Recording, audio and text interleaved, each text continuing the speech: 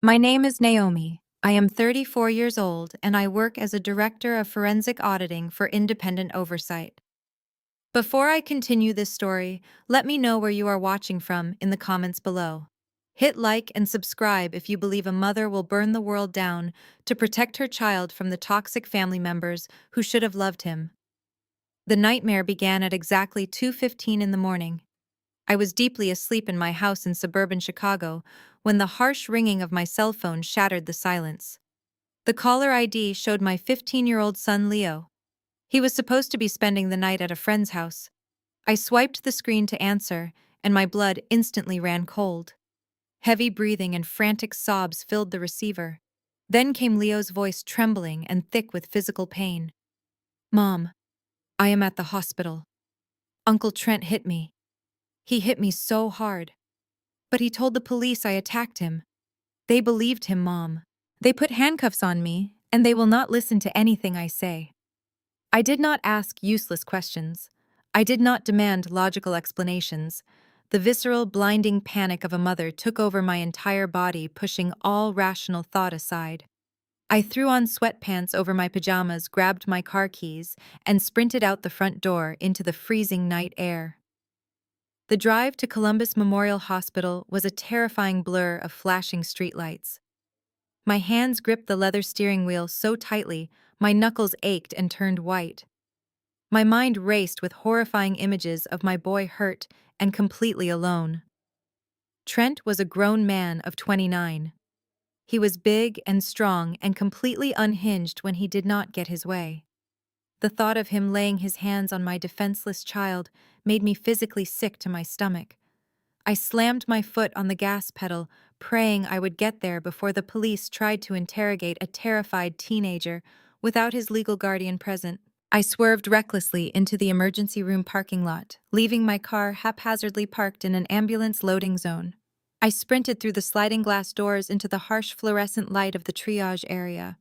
The emergency room was a chaotic symphony of beeping heart monitors, rushing nurses, and groaning patients. I bypassed the reception desk, ignoring the security guard shouting for me to stop and sign in. I scanned the curtained medical bays with frantic, desperate eyes until I saw a uniformed police officer standing guard outside room 4. I forcefully shoved the privacy curtain aside and the breath was knocked completely out of my lungs. My beautiful boy was sitting slumped on the edge of the stiff hospital bed.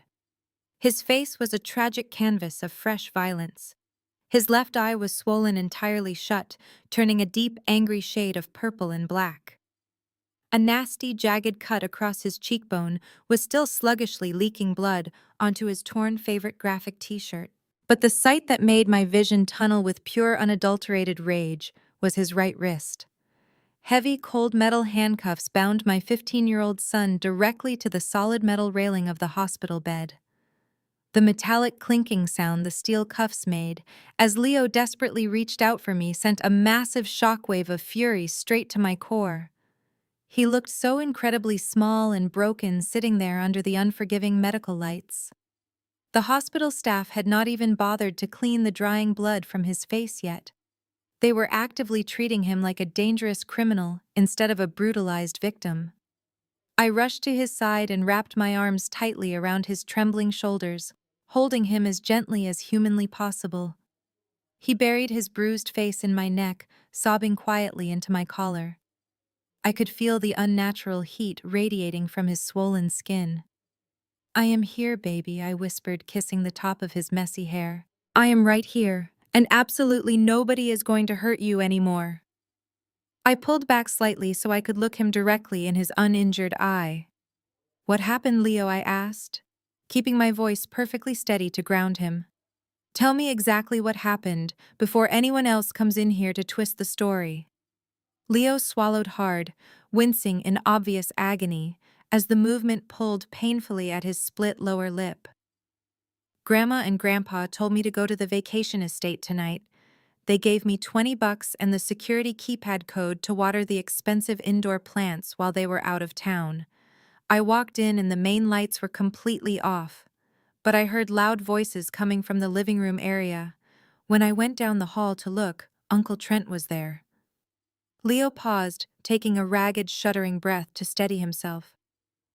He was doing something really bad, Mom. There was cash money scattered everywhere, and scary-looking guys were standing around the coffee table. Trent saw me standing in the doorway and he just completely snapped. He chased me down the hall and aggressively grabbed me by my shirt collar. He punched me directly in the face and forcefully threw me against the hard wall. He kept screaming that I was spying on his business. He took my cell phone from my pocket and violently smashed it on the hardwood floor until it shattered. Then he dragged me outside by my jacket and dialed 911. He told the dispatcher I broke in to steal his expensive things and brutally attacked him when he caught me trespassing. Before Leo could manage to say another single word, the privacy curtain was roughly and abruptly pulled back. The heavy, confident footsteps of multiple people entered the small clinical space, bringing a toxic, suffocating wave of hostility right into the cramped hospital room. I slowly turned my body around to face the busy doorway. Standing there looking entirely too proud and completely devoid of any guilt were the very family members who were supposed to fiercely protect us, but had instead cowardly chosen to destroy us without a single hesitation or ounce of regret tonight. My sister-in-law Nia pushed past the curtain first. Even at this hour, she looked like she had just stepped out of a high-stakes corporate boardroom. Her sleek beige pantsuit was perfectly pressed, and her hair was flawlessly styled. She marched toward the triage nurse, ignoring my bleeding 15-year-old son, handcuffed to the bed. "I need a full toxicology screen run on the boy immediately," she commanded. Her voice held that sharp, authoritative tone she used to bully junior executives at her public relations firm. He was exhibiting highly erratic and dangerous behavior when he broke into my husband's property tonight. As victims of this unprovoked assault, we have a legal right to know exactly what illicit substances fueled his violent outburst. The nurse looked uncomfortable and glanced over at me, but Naya did not stop to take a breath. She pivoted sharply on her designer heels to face the police officer standing by the door. "Officer, you need to document in your official report that the suspect was out of his mind. We are dealing with a deeply troubled and dangerous youth here. He targeted his successful uncle because he was desperate for quick drug money. We have to control this narrative before it spirals. My husband is a prominent real estate developer, and we absolutely cannot have his flawless reputation tarnished by a delinquent nephew. We need this incident contained, documented, and handled with maximum legal prejudice." She paced the small hospital room, waving her manicured hands. Nia was an absolute master at spinning reality. I watched her weave a web of deceit using corporate buzzwords like liability and crisis management to paint Leo as a monster. She spoke with conviction, projecting the image of a traumatized high society victim. She demanded the hospital staff treat Leo not as an injured minor, but as an active threat to public safety. "Secure his blood samples," Naya insisted, pointing a finger at the medical staff. "If he claims my husband hurt him, we need medical proof that the boy was intoxicated and injured himself while resisting physical restraint. This is a standard crisis management protocol. Do your job before my legal team gets involved and makes things difficult for this facility." Right behind Nia came my parents, Richard and Patricia. They did not even glance at Leo. Instead, they were hovering anxiously over my 29-year-old brother, Trent. Trent was a grown man acting like a spoiled toddler, holding up his right hand, while my mother cooed over him in distress. He had a microscopic scratch on his knuckles, a scratch he got when his fist connected with my son's face. "Oh, my poor baby," Patricia gasped, dabbing at Trent's unbroken skin with a sterile wipe she had snatched from a nearby medical cart. "Does it throb, Trent, honey? We need to get a doctor to look at this right away to prevent infection." Patricia turned her attention to me, and the faux maternal sweetness vanished in an instant. Her face twisted into a scowl of pure disgust. "I told you this would happen, Naomi," she snapped, her voice dripping venom. "Raising a boy alone while you prioritize your corporate job would end in absolute disaster. You have completely failed as a single working mother. Look what your son did tonight. He tried to violently rob his own uncle. Trent is a successful businessman, and Leo is just a jealous little thief who wants what his uncle worked hard to get. My father, Richard, stepped forward, nodding in furious agreement with every hateful word. You should be deeply ashamed of yourself, Naomi, Richard growled, pointing a finger at me. We gave Leo the keypad code to water the plants at the vacation estate out of the goodness of our hearts, and he uses it to break in and brutally assault Trent. Trent has worked tirelessly to build his real estate empire. He is buying properties and making a real name for himself in this city. And your son breaks in to steal from him in the middle of the night. Trent could have been seriously hurt. We are pressing full felony charges to teach your boy a permanent lesson about respecting his betters. Patricia chimed back in, shaking her head dramatically. This is exactly what happens when children lack proper discipline in the home. You let him run wild without a father, and now he is a violent criminal. You better pray Trent does not sue you for severe emotional distress after this ordeal. I did not scream. I did not cry. I did not throw myself at them in a fit of hysterical rage. Instead, I simply stood beside Leo's hospital bed, holding his uninjured hand, and watched them. I let a heavy wall of icy, calculated silence fall over me. My eyes cataloged every ridiculous lie they told and every subtle detail of their physical demeanor. I watched Trent cower behind his mother, hiding his immense guilt behind a pathetic whimper. I watched Nia attempt to spin a brutal child assault into a calculated trespassing narrative. I watched my parents actively prioritize their golden child over their battered teenage grandson. My silence clearly unnerved them. I could see it in the way Nia's confident pacing slowly faltered, and the way my father's blustering voice slightly wavered.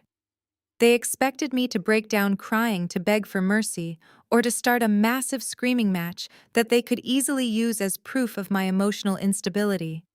They wanted a chaotic, emotional reaction to validate their twisted story. I gave them absolutely nothing but a cold, dead stare. I was mentally building my arsenal, taking careful inventory of every single piece of evidence I held against them. They thought they had successfully backed a desperate single mother into a helpless corner. They had absolutely no idea they had just declared war on a senior forensic auditor. Officer Jenkins pushed his way through the hostile wall of my family members. He was a heavily built man with a permanent scowl and a completely unearned sense of absolute authority. He hooked his thumbs into his utility belt, puffing out his chest as he looked down his nose at me. He did not see a concerned mother sitting beside her brutally beaten child. He only saw exactly what my sister-in-law Naya and my parents had strategically painted me to be. A negligent single mother raising an out-of-control delinquent who desperately needed to be taught a harsh lesson by the criminal justice system. Well, look who finally decided to show up, Jenkins drawled, his voice dripping with extreme arrogance and contempt. I assume you are the mother of this suspect. Let me guess you were out late working or partying while your kid was out roaming the streets looking for easy targets. It is always the same tired story with absentee parents like you. I slowly stood up from the edge of the hospital bed, placing myself between the police officer and my son. I kept my face devoid of emotion, refusing to give him or my family the satisfying reaction they were all waiting for. Jenkins smirked as if my silence was an admission of overwhelming guilt and maternal failure. You should probably sit back down, Mom, because you are not going to like what comes next, Jenkins continued, taking a notepad from his pocket. Your son is in very serious trouble tonight. I have already taken the official statements from the victim and the witnesses present at the scene. Based on the overwhelming physical evidence and the victim's clear testimony, your boy is currently facing multiple severe charges. We are looking at felony breaking and entering along with aggravated assault against his uncle. He is going to be transferred to the Juvenile Detention Center the second the emergency room doctor clears him for transport. You better start looking for a defense lawyer because he is going to need a miracle to walk away from this one. The room fell silent. My parents exchanged a victorious glance, and Trent actually let out a scoff from the doorway. They fully expected me to break down into hysterical tears. They wanted me to fall to my knees, beg for their collective mercy, and plead with the officer to spare my child from a ruined future. Instead, I simply extended my right hand palm, facing up toward the center of Jenkins' chest. "Hand me your official report pad." "Officer Jenkins," I said, my voice dropping to a calm and authoritative register. Jenkins blinked in confusion, his smug smile faltering. "Excuse me, lady. You do not give orders here," he snapped, gripping the notepad tightly. "This is an active criminal investigation, and this notepad is official police property. You do not have the clearance or the authority to demand anything from me." I did not raise my voice or argue with his display of dominance. I simply reached into the inner pocket of my jacket and pulled out a leather wallet. I flipped it open and held it up in front of his face, making sure the bright hospital lights caught the gold federal seal and the lettering printed across the laminated identification card. "My name is Naomi," I stated, enunciating every syllable clearly. "I am the Director of Forensic Auditing for the independent municipal oversight firm. Specifically, I am the lead director assigned to personally audit the operational budgets and the entirety of the police pension accounts for your exact precinct." Jenkins stared at this badge and the blood drained from his face. His mouth opened, but no sound came out. The silence in the hospital room felt like a heavy weight. I lowered the badge but kept my eyes locked onto his terrified gaze. "Let me explain to you exactly what is going to happen next. Officer Jenkins," I continued, my tone colder than ice, "you are going to immediately remove those handcuffs from my 15-year-old son because you have just committed 3 federal violations within the span of a single hour. First, you illegally interrogated a minor without the presence of his legal guardian or a legal counsel, which is a direct violation of his Miranda rights and the law. Second, you physically restrained a severely injured minor to a hospital bed without a medical assessment or flight risk protocol, violating safety mandates and rights against unlawful restraint. Third, you took a written statement from an adult who is clearly under the influence of something while ignoring the visible defensive wounds on the minor you detained. If those handcuffs are not off my son in the next 5 seconds, I will personally ensure that your pension is frozen pending an internal affairs investigation by 8 o'clock tomorrow morning. I will dismantle your career before you clock out of your current shift." Jenkins swallowed hard, his Adam's apple bobbing in his throat. He looked at my federal badge, then at my face, and finally down at the metal cuffs cutting into Leo's wrist. Without speaking a single word, he reached into his utility belt with shaking hands. He pulled out a small silver key and lunged forward to unlock the restraints. The click of the cuffs opening echoed through the silent room. He pulled the chains away from the bed, stepping backward as if the hospital railing had suddenly caught fire. "I am sorry," Jenkins stammered, his voice barely a terrified whisper. "I did not know who you were. I was just following the initial statements provided at the scene." He backed away, abandoning his arrogant posture and shrinking away from my son. The heavy metal handcuffs were finally removed from his badly bruised wrist. I wrapped my arms around Leo, tightly pulling him close. The true reckoning for the toxic family members standing in that doorway was only just beginning right here and now.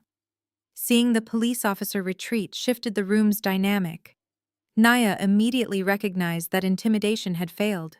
She was a public relations executive whose career was built on spinning disasters into victories. I watched her posture transform. Her rigid shoulders relaxed and her harsh scowl melted into a mask of sickeningly sweet empathy. She stepped away from Trent, moving toward the hospital bed, holding her manicured hands up in a gesture of peaceful surrender. "Naomi," she purred, her voice dropping an octave. "Let us all take a deep breath. We are family, and family should not be fighting." She positioned herself next to the heart monitor. "I understand you are upset. Any mother would be terrified seeing her child in a hospital bed. But we have to look at the bigger picture. We have to think about Leo and his future." Nia leaned in, lowering her voice. "Naomi, you and I both know how the criminal justice system works. We know what happens to young boys of color once they get caught up in the machine. A felony breaking and entering charge, an aggravated assault charge, these things do not just go away. They destroy career prospects. Once he has a police record, society will label him a thug forever. As an African American woman, I know how brutal this world can be to our youth. You do not want to subject him to that destruction, do you? She paused, letting her manipulative words hang in the air, hoping to strike a chord of maternal terror. When I did not respond, she pivoted to her solution. Trent is furious right now, and he has every right to be. Nia continued, gesturing toward my brother. His property was vandalized. But Trent has a good heart. He loves his nephew. I can convince him to drop all charges. We can make Officer Jenkins tear up that report. Leo can go home with a clean record. Nia reached into her designer handbag and pulled out a folded piece of paper. All we need from you, Naomi, is a simple signature on this liability waiver. It states Leo was trespassing and you agree to cover the property damage. It is a tiny price to pay for his freedom. Pay for the damages, sign the paper, and we walk away. No courts, no lawyers, no felony record ruining your boy's life. Think of this as a gracious favor from your brother. We know you struggle balancing your career and raising a teenager alone. This incident is just a cry for help. By signing this waiver, you take accountability without letting the government destroy his potential. Richard and Patricia agree with me. We can keep this a private family matter. Just sign the document and take him home. It is the only logical choice. I did not look at the piece of paper Nia thrust toward my face. I completely ignored her manipulative speech and thinly veiled threats wrapped in fake compassion. Turning my back to my sister-in-law, I focused entirely on the bruised boy sitting on the hospital bed. I reached out and gently tilted Leo's chin upward, inspecting the jagged cut beneath his swollen eye. "Does your vision feel blurry, sweetheart?" I asked, keeping my tone incredibly soft and steady. "Do you feel dizzy or nauseous at all?" Leo shook his head slightly, his uninjured eye darting nervously toward Nia, who was still standing right behind me holding her ridiculous waiver. "Just my head hurts, Mom," he whispered, "and my ribs ache when I breathe in deep." I reached past him and pressed the red call button on the hospital wall. The machine let out a loud beep. I kept my hand resting gently on his shoulder to ground him. "You are doing great, Leo," I told him, ignoring the aggressive sigh coming from Nia. "We will get a doctor in here right now to check those ribs and run a scan on your head." "Naomi, are you even listening to me?" Nia snapped, her sickly sweet public relations mask beginning to crack under the weight of my absolute disregard. "I am offering you the deal of a lifetime here to save your son from prison. You need to focus and read this document." I continued speaking softly to Leo, acting as if the air behind me was completely empty. "Can you move your fingers for me, baby?" I instructed, pointing to his wrist where the handcuffs had dug deep red lines into his skin. Leo slowly wiggled his fingers, wincing slightly. "Good job," I praised him, leaning in to examine the swelling. "The doctor will clean that cut and get ice." Nia stepped closer, her expensive perfume overwhelming the clinical smell. "Naomi, you are making a massive mistake right now," Nia hissed, turning genuinely vicious. "You cannot just ignore me. If you do not sign this waiver right now, I will tell Officer Jenkins to proceed with the arrest. I will ensure the media gets hold of this story." An emergency room doctor finally rushed through the privacy curtain, cutting off Nia's toxic tirade. "I am Dr. Evans," the physician announced, looking rapidly between the crowded faces in the small bay. "Who is the guardian of this patient?" I stepped forward, shielding Leo with my body. "I am his mother," I stated with absolute authority. "My son was brutally assaulted by an adult male. He is complaining of severe rib pain and head trauma. He needs a full CT scan and chest X-rays immediately. Furthermore, I want a documented medical report of every single contusion, defensive wound, and laceration on his body for a pending legal investigation." Dr. Evans nodded quickly, stepping past my furious sister-in-law to begin his examination. Nia stood there, clutching her useless piece of paper. Her jaw clenched in sheer disbelief as she realized her psychological warfare had failed to penetrate my focus. Dr. Evans moved methodically and gently. He shined a small penlight into Leo's eyes, checking his pupillary response before carefully probing the tender skin around his swollen jaw. The doctor's calm professional demeanor seemed to create a protective bubble around the hospital bed. For the first time since I received that terrifying midnight phone call, my son's breathing began to slow down to a normal rhythm. The sheer terror in his uninjured eye slowly morphed into a quiet, resolute courage. Nia was still hovering near the privacy curtain, clutching her crumpled liability waiver. But she kept her mouth firmly shut, under the stern gaze of the emergency room physician. I stood right beside the bed, keeping my hand resting on Leo's uninjured shoulder. "You are safe now," I told him, my voice steady and loud enough for everyone in the small space to hear. "No one is going to silence you anymore.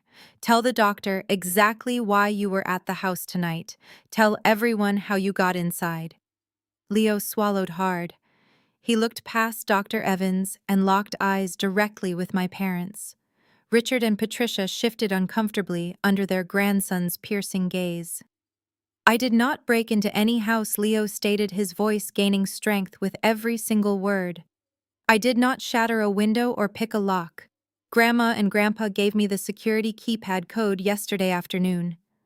My parents stiffened as if they had been struck by lightning. Patricia's hand flew to her mouth, and Richard suddenly found the linoleum floor incredibly fascinating. Leo reached into his torn jeans pocket and pulled out a crumpled $20 bill.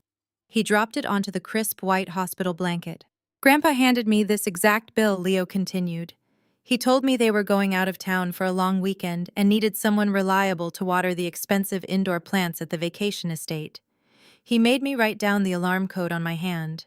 I only went over there tonight because I forgot to do it after school, and I wanted to make sure the plants did not die before they got back." The air in the room grew heavy with undeniable truth. The entire breaking and entering narrative that Trent and Naya had so carefully constructed was instantly reduced to absolute garbage. You cannot burglarize a property when the legal owners hand you the keys and pay you to perform a household chore. I turned my head slowly to glare at my parents. "You sent a 15-year-old boy alone to an empty house in the middle of the night," I demanded, my voice slicing through the heavy silence. "You hired him to do your chores and then stood here while the police handcuffed him for trespassing." Patricia stammered, taking a weak step backward. "We did not know he was going to go there so late, Naomi. We thought the house was completely empty. We had absolutely no idea Trent would be there." "That is because Uncle Trent was not supposed to be there," Leo interjected, his voice rising with a mixture of anger and lingering fear. "None of those guys were supposed to be there. The house was completely dark when I typed the code into the front door. The alarm disabled perfectly, just like Grandpa said it would. I walked into the foyer and took off my shoes so I would not track dirt on the hardwood floors. That is when I heard the voices coming from the main living room." Leo gripped the edge of the hospital mattress. His knuckles turned white as he recalled the harrowing moments. "I thought maybe someone had broken in, so I crept down the hallway to look. I peeked around the corner of the dining room and I saw Uncle Trent. But he was not alone. The living room furniture had been pushed against the walls.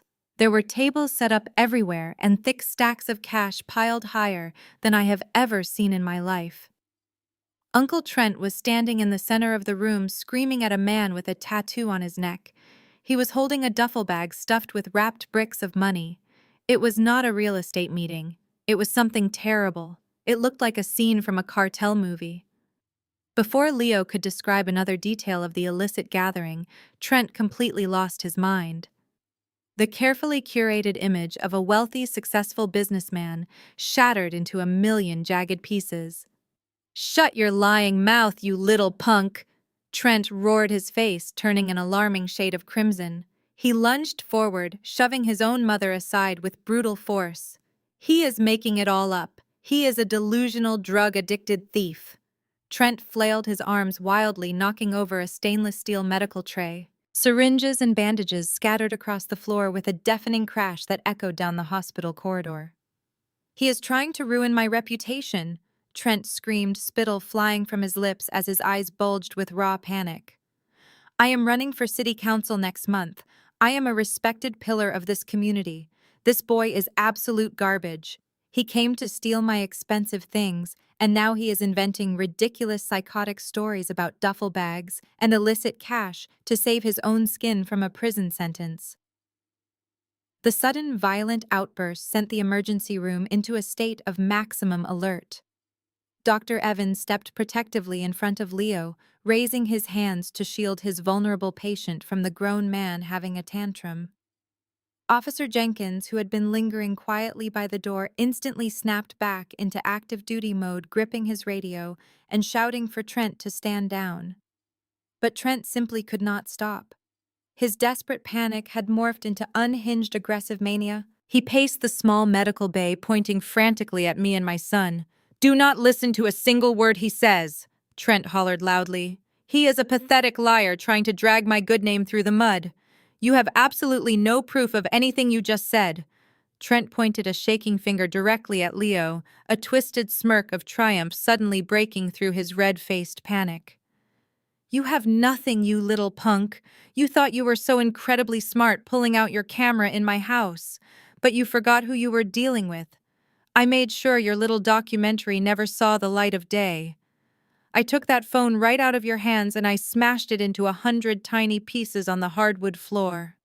It is completely destroyed. It is gone forever, and your ridiculous cartel story died right along with it. It is your word against mine, and I am a respected businessman, while you are just a trespassing delinquent." The sheer arrogance of his confession echoed off the sterile hospital walls. Officer Jenkins stiffened his hand, moving instinctively toward his utility belt again, as the reality of what Trent had just admitted sank in. Trent was so consumed by his own desperate need to be the smartest person in the room that he had openly confessed to destroying evidence and assaulting a minor to retrieve a device. My mother let out a small gasp, realizing her golden child had just incriminated himself. But Trent was too high on his own adrenaline to notice the massive legal trap he had just sprung on himself. He stood tall, crossing his arms over his chest, panting heavily as he basked in his perceived victory. I stepped away from the hospital bed, leaving Leo under the protective care of Dr. Evans. I walked slowly toward the center of the room, closing the distance between myself and my arrogant brother. I did not raise my hands. I did not raise my voice. I simply looked at him with the cold, clinical detachment of a forensic auditor examining a severely flawed balance sheet. "You have always loved playing the part of the wealthy real estate mogul, Trent." I began, my voice slicing through the thick tension in the room like a surgical scalpel.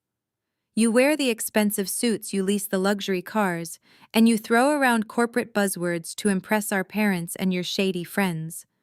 But beneath that carefully constructed facade, you are incredibly stupid." Trent dropped his arms, his smirk faltering slightly as he tried to decipher my calm demeanor. "What are you talking about?" he spat, taking a defensive step backward. "I am talking about your massive technological illiteracy," I continued, keeping my gaze locked onto his shifting eyes. "You operate like a low-level street thug from the 1990s. You genuinely believe that smashing a piece of glass and plastic is enough to erase a digital footprint. You think destroying the physical device magically deletes the data it captured. You really thought that stomping on my son's cell phone would protect your illegal secrets and keep your precious reputation safe." I reached into my tote bag, deliberately moving slowly to ensure every single person in the room was watching my hands. "I am a director of forensic auditing, Trent. My entire career is built on tracking hidden data, recovering deleted files, and catching criminals who think they are clever enough to hide their illicit activities. Did you honestly believe I would hand my teenage son a standard smartphone without implementing maximum security protocols? Leo's device is not just a standard commercial phone, it is directly linked to my enterprise-grade family network." I pulled my sleek silver iPad from the bag. The device gleamed under the harsh emergency room lights. The network Leo's phone was connected to runs on a secure encrypted cloud system, I explained, tapping the screen to wake it up. "It utilizes a continuous 5G auto-sync protocol. That means every single photograph he snaps, every text message he sends, and every video he records is instantly backed up to my secure server in real time. There is zero delay." The moment he pressed the red record button while hiding in your hallway, the data began streaming directly to my personal cloud. By the time you chased him down, assaulted him, and proudly smashed his phone on your floor, the upload was already 100% complete. Trent's mouth fell open. His confident posture completely collapsed, leaving him looking like a terrified child. The color drained from his face, leaving his skin a sickly grayish hue. "No," he whispered, shaking his head in frantic denial. "No, that is impossible. It was broken. I crushed it. You are lying. You are just trying to bluff me." "I am not bluffing," I stated coldly, entering my complex security passcode into the iPad. The screen unlocked, revealing a grid of high-resolution video files. I tapped the most recent file labeled with tonight's date and the exact timestamp of the assault. I turned the volume all the way up and held the device out so everyone could see the crisp, clear thumbnail image. The thumbnail clearly showed the interior of the vacation estate, illuminated by the harsh glow of industrial work lights. I shifted my gaze from Trent to his wife. Nia had been standing quietly near the privacy curtain, observing the entire exchange. Up until this very second, she had maintained her polished public relations persona, holding on to the belief that they could simply spin this disaster into a manageable misunderstanding. But as her eyes fell upon the iPad screen, recognizing the undeniable digital proof in my hands, her facade completely shattered. The sophisticated corporate executive vanished. Her perfectly contoured face twisted into an expression of sheer, unadulterated panic. Her eyes widened in absolute terror, and she stumbled backward, clutching her designer handbag against her chest, as if it could somehow shield her from the explosive truth I was about to unleash on the room. I tapped the glowing play icon on the center of the iPad screen. The crisp, high-definition video immediately began to play, filling the tense silence of the emergency room with the muffled sounds of my son's uneven breathing. I angled the large screen so Officer Jenkins, my parents, and my terrified sister-in-law had a perfect, unobstructed view. The recording started exactly as Leo had described. The frame showed the shadowed foyer of the vacation estate. The camera lens bobbed slightly, capturing the expensive hardwood floors as Leo crept silently down the dark hallway. The only illumination came from a harsh, unnatural glow spilling out from the main living room archway. The deep shadows of the familiar hallway contrasted sharply with the blinding noise and chaotic movement that was echoing from the main room. It was clear that something entirely sinister was happening inside the property. On the screen, Leo slowly edged his phone around the corner of the dining room wall. The camera adjusted to the sudden brightness, and the image snapped into sharp, horrifying focus. The sprawling living room of the family vacation estate was completely unrecognizable. The plush white sofas and elegant glass coffee tables had been shoved carelessly against the far walls. In their place sat three massive professional-grade poker tables covered in pristine green felt. Heavy industrial work lights were strung up across the vaulted ceiling, casting a stark, glaring illumination over the entire space. A thick haze of cigar and cigarette smoke hung heavy in the air, blurring the edges of the room, but leaving the center stage perfectly clear. The room was packed with people, but these were not local politicians or wealthy real estate investors attending a networking event. The camera captured a dozen rough-looking men hunched over the tables. The stakes were undeniably massive.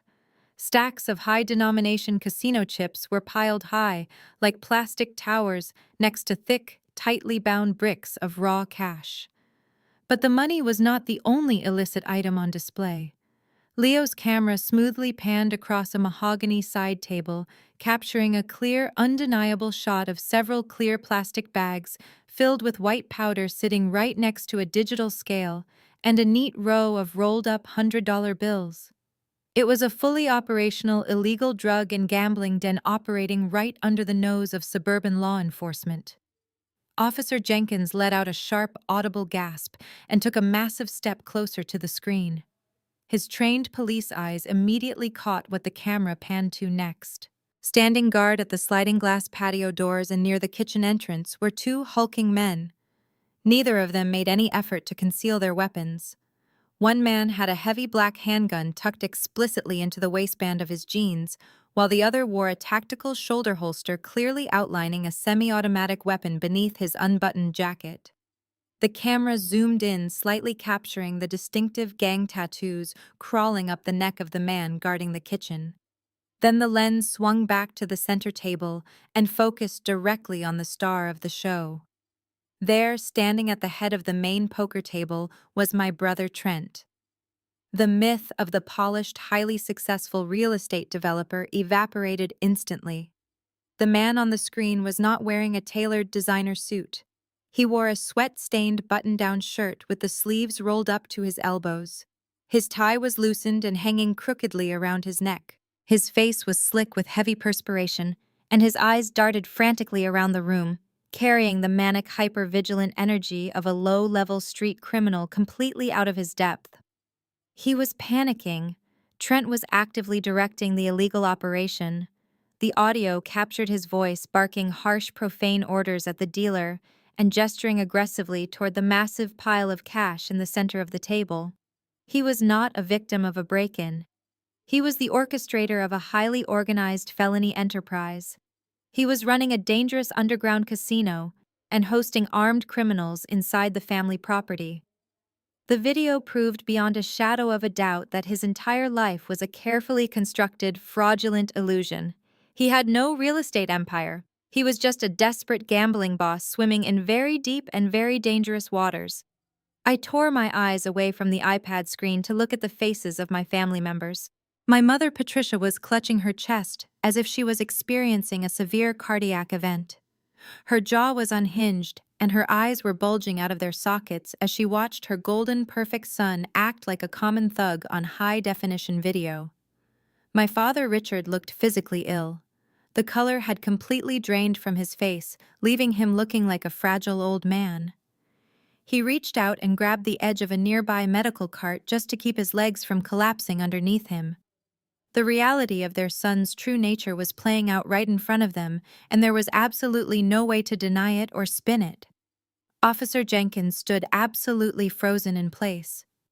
The arrogance that had defined his entire personality just minutes ago was completely eradicated. He was staring at the screen with a mixture of professional horror and deep personal dread. He realized he had just arrested a battered 15-year-old boy who had stumbled upon a major organized crime ring, while the actual violent felon had been standing right next to him, playing the victim. He had completely bought Trent's vicious lies, and now he was watching the devastating proof of his own catastrophic police failure unfold in real time. He swallowed hard, his shaking hand hovering nervously over his black police radio. Nia stood completely paralyzed beside her husband, watching her glamorous high society lifestyle burn to ash before her very eyes. The silence was deafening. The video on my glowing iPad continued to play relentlessly, exposing every dark corner of Trent's hidden life. A massive man stepped into the frame approaching the main poker table. He wore a dark leather jacket and carried a heavy black canvas duffel bag. Officer Jenkins leaned in even closer, his breath hitching slightly. I could tell by the sudden rigid set of the policeman's shoulders that he recognized the man on the screen. It was not just a random player, it was a known local syndicate figure. The man slammed the heavy duffel bag directly onto the green felt right in front of Trent. The heavy thud resonated through the iPad speakers. Trent eagerly unzipped the main compartment. The camera captured the pristine stacks of bundled $100 bills neatly wrapped in tight bank bands. Trent laughed a greedy, hollow sound and began counting the bricks. He was exchanging chips for massive amounts of illicit cash right out in the open. The audio captured their hushed conversation, confirming pay cut percentages and protection fees. It was undeniable proof of highly organized racketeering happening under my parents' very own roof. Then the atmosphere in the video shifted violently. Leo must have shifted his weight because a loud creak from the hardwood floor echoed down the quiet hallway. On the screen, Trent froze. His hands stopped counting the cash. The syndicate boss reached inside his leather jacket, placing his hand on a concealed weapon. Trent's head snapped up, and his eyes locked directly onto the camera lens. For a split second, the video captured the raw, primal fear of a cornered criminal. But that fear instantly contorted into something much worse. It morphed into pure, unadulterated, murderous rage. Trent recognized his own teenage nephew standing in the shadows. He realized that his entire illegal gambling operation, his money laundering, and his fake public relations image were completely compromised. Trent let out a guttural, enraged roar that sounded less human and more like a wild animal. He shoved the poker table aside, sending chips flying everywhere, and sprinted directly toward the camera. The video frame violently jerked as Leo turned to run.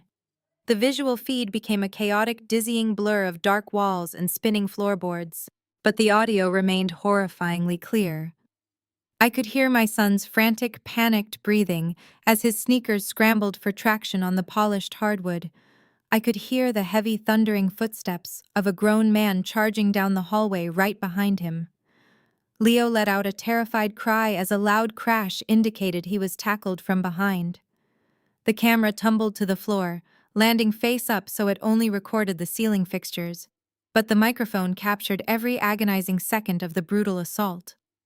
The sickening, visceral thud of a closed fist connecting with human bone echoed through the hospital room. Leo screamed, begging his uncle to stop. "I did not mean to look, Uncle Trent. Please stop hitting me." Leo sobbed, his voice breaking with raw terror. Another heavy thud followed by a sharp crack. "Shut your mouth, you spying little rat!" Trent roared, his voice distorted with violent exertion. "I will kill you if you breathe a word of this. You are ruining everything. You are ruining my life." The audio captured the sounds of a frantic struggle. Fabric tearing, Leo gasping for air, Trent panting heavily as he relentlessly pummeled his own flesh and blood to protect his illegal casino. "Give me the phone!" Trent bellowed, his voice peaking in pure hysteria. "Give it to me right now!" A loud scuffle ensued, followed by the distinct sound of the device being snatched away. The ceiling view on the video feed suddenly shifted to the bottom of Trent's expensive dress shoe. "You think you are smart?" Trent yelled, breathing heavily into the microphone. "You think you can destroy me? I will end you." The heavy shoe came crashing down, filling the audio feed with the sharp, crackling sound of shattering glass and snapping plastic. The screen went completely black. The video feed died instantly, but the horrifying echo of my son's desperate pleas hung suspended in the sterile hospital air. The video was over. I locked the iPad screen and slowly lowered my hands. The emergency room bay was entirely submerged in a dead, suffocating, absolute silence. Nobody moved an inch. Nobody breathed. The rhythmic beeping of Leo's heart monitor was the only sound tethering us to reality. The sheer brutality of what we had just witnessed was impossible to ignore or rationalize. My parents had just watched their favorite child, the golden boy they had protected and enabled for 29 years, ruthlessly beat their teenage grandson to a bloody pulp over a bag of dirty money. My mother stood completely paralyzed, her hands clamped over her mouth as silent tears spilled down her cheeks. My father looked physically sick, his chest heaving as if he could not pull enough oxygen into his lungs. Trent was backed into the corner of the room near the privacy curtain. He was drenched in a cold sweat, his chest rising and falling rapidly. He looked around the room with wild, terrified eyes, searching for a way out, searching for someone to defend him. But there was no defense. Nia stood frozen, her flawless public relations mask utterly decimated. She could not spin this. No one could spin this. Officer Jenkins broke the heavy silence. His face was a mask of rigid professional fury. He realized the colossal scale of his own mistake. He had arrested the battered victim and coddled the violent syndicate boss. Jenkins instinctively reached down to his utility belt. He unclipped his heavy black police radio, bringing it slowly up to his shoulder. He did not break eye contact with Trent. He knew he was no longer looking at an upstanding citizen or a victim of a break-in. He was staring directly at a violent felon who successfully ran an armed underground gambling ring and ruthlessly assaulted a helpless minor to cowardly cover his tracks. Officer Jenkins presses the button on his heavy black radio. Before he can utter a single dispatch code, my father lunges forward. Richard slams his large hand down over the officer's radio, physically blocking the transmission. The sheer audacity of the move leaves Jenkins momentarily stunned. But my father is not looking at the police officer. He is glaring directly at me. The shock and horror that had just paralyzed my parents vanish completely. It is not replaced by overwhelming grief for their battered grandson. It is replaced by a desperate, sickening need to protect their golden child at all costs. Patricia rushes to my side, not to comfort the boy bleeding on the hospital bed, but to physically block my iPad from the officer's line of sight. "Naomi, you have to delete that right now." My mother hisses, her voice dropping to a frantic whisper. "You cannot show this to anyone else. It will completely destroy your brother." I stare at her, feeling a new level of absolute disgust wash over me. "Your grandson was just brutally beaten," I say, pointing to Leo, who is watching them with terrified, wide eyes. "He was attacked by a grown man, and you are worried about the attacker." "He is family," Richard barks, stepping away from Jenkins and marching angrily toward me. "Trent made a stupid mistake, but we can handle this internally as a family. Give me that device, Naomi." My father reaches out aggressively, his large hands swiping at the iPad clutched against my chest. I anticipate the violent movement and smoothly pivot backward, letting his grasping fingers catch nothing but empty air. "Do not ever try to put your hands on me or my property again," I warn him, my voice dropping to a lethal calm. Richard ignores the warning. His face is flushed with panicked rage. "You are not thinking clearly," he snaps, lowering his voice to keep the hospital staff from hearing the full extent of his blatant corruption. "You are acting out of pure emotional spite right now." Trent is on the verge of launching his massive campaign for city council. He has highly influential political backers and wealthy high society donors lined up for next month. Nia is literally days away from closing a multi-million-dollar funding round for her public relations firm. They are building an absolute empire, Naomi. They are elevating the entire family name to a level of prestige we have worked decades to achieve. You cannot throw a live grenade into their lives over a simple misunderstanding. A simple misunderstanding? I repeat the words, tasting like toxic ash in my mouth. He was running an armed illegal gambling ring, and he beat a 15-year-old boy to a pulp to hide it. That is not a misunderstanding, Richard. That is a violent felony. Patricia grabs my arm, her manicured nails digging painfully into my jacket sleeve. "He is just a boy, Naomi," she pleads, her eyes wide with frantic manipulation. "Leo is young and resilient. Children bounce back from these things very quickly. A few minor bruises will heal in a week or two. We will pay for all his medical bills. We will buy him a brand new car when he turns 16. We will do whatever it takes to make him happy and comfortable. But if that video gets out, Trent goes straight to federal prison. His political career is completely dead." Nia loses her firm and her wealthy investors. Their entire future is gone forever. You would be destroying two brilliant, successful lives just to hold a petty grudge. You cannot do that to your own flesh and blood. You have to protect your brother right now. The absolute depravity of their logic hangs heavily in the sterile hospital air. They are looking directly at my son, a minor who was terrorized and physically assaulted by a violent criminal, and they are demanding that he swallow his deep trauma to serve their twisted social ambitions. They want me to sacrifice my child's justice and safety on the altar of Trent's fake reputation. They view Leo's pain as an inconvenient obstacle rather than a tragedy. Richard steps closer, his expression hardening into the strict, authoritative glare he used to intimidate me when I was a helpless child. "I am your father, and I am telling you to erase that digital file right now," Richard commands, pointing a trembling, angry finger directly at my face. "You are going to tell this officer that the video was a fake or a highly edited prank. You are going to sign whatever liability waiver Nia prepared for you, and you are going to take your son home tonight in silence. We are the family patriarchs, and we are making the final decision on this matter. You will not ruin the only truly successful child we have produced just because you are deeply bitter about your own mundane life. Leo will get over it, but Trent's legacy must be actively protected. You owe this family your absolute loyalty, Naomi. Do the right thing and delete the evidence before you make a catastrophic mistake you will regret for the rest of your miserable life. I look from my father to my mother, taking in their frantic, desperate faces. They are completely serious. They are genuinely expecting me to fold under their massive psychological pressure and erase the digital proof of a violent crime. They are fully expecting me to look at my battered, crying son and coldly tell him that his uncle's fragile political career is vastly more important than his physical safety and mental well-being. The heavy silence stretches out endlessly as they wait for my quiet submission.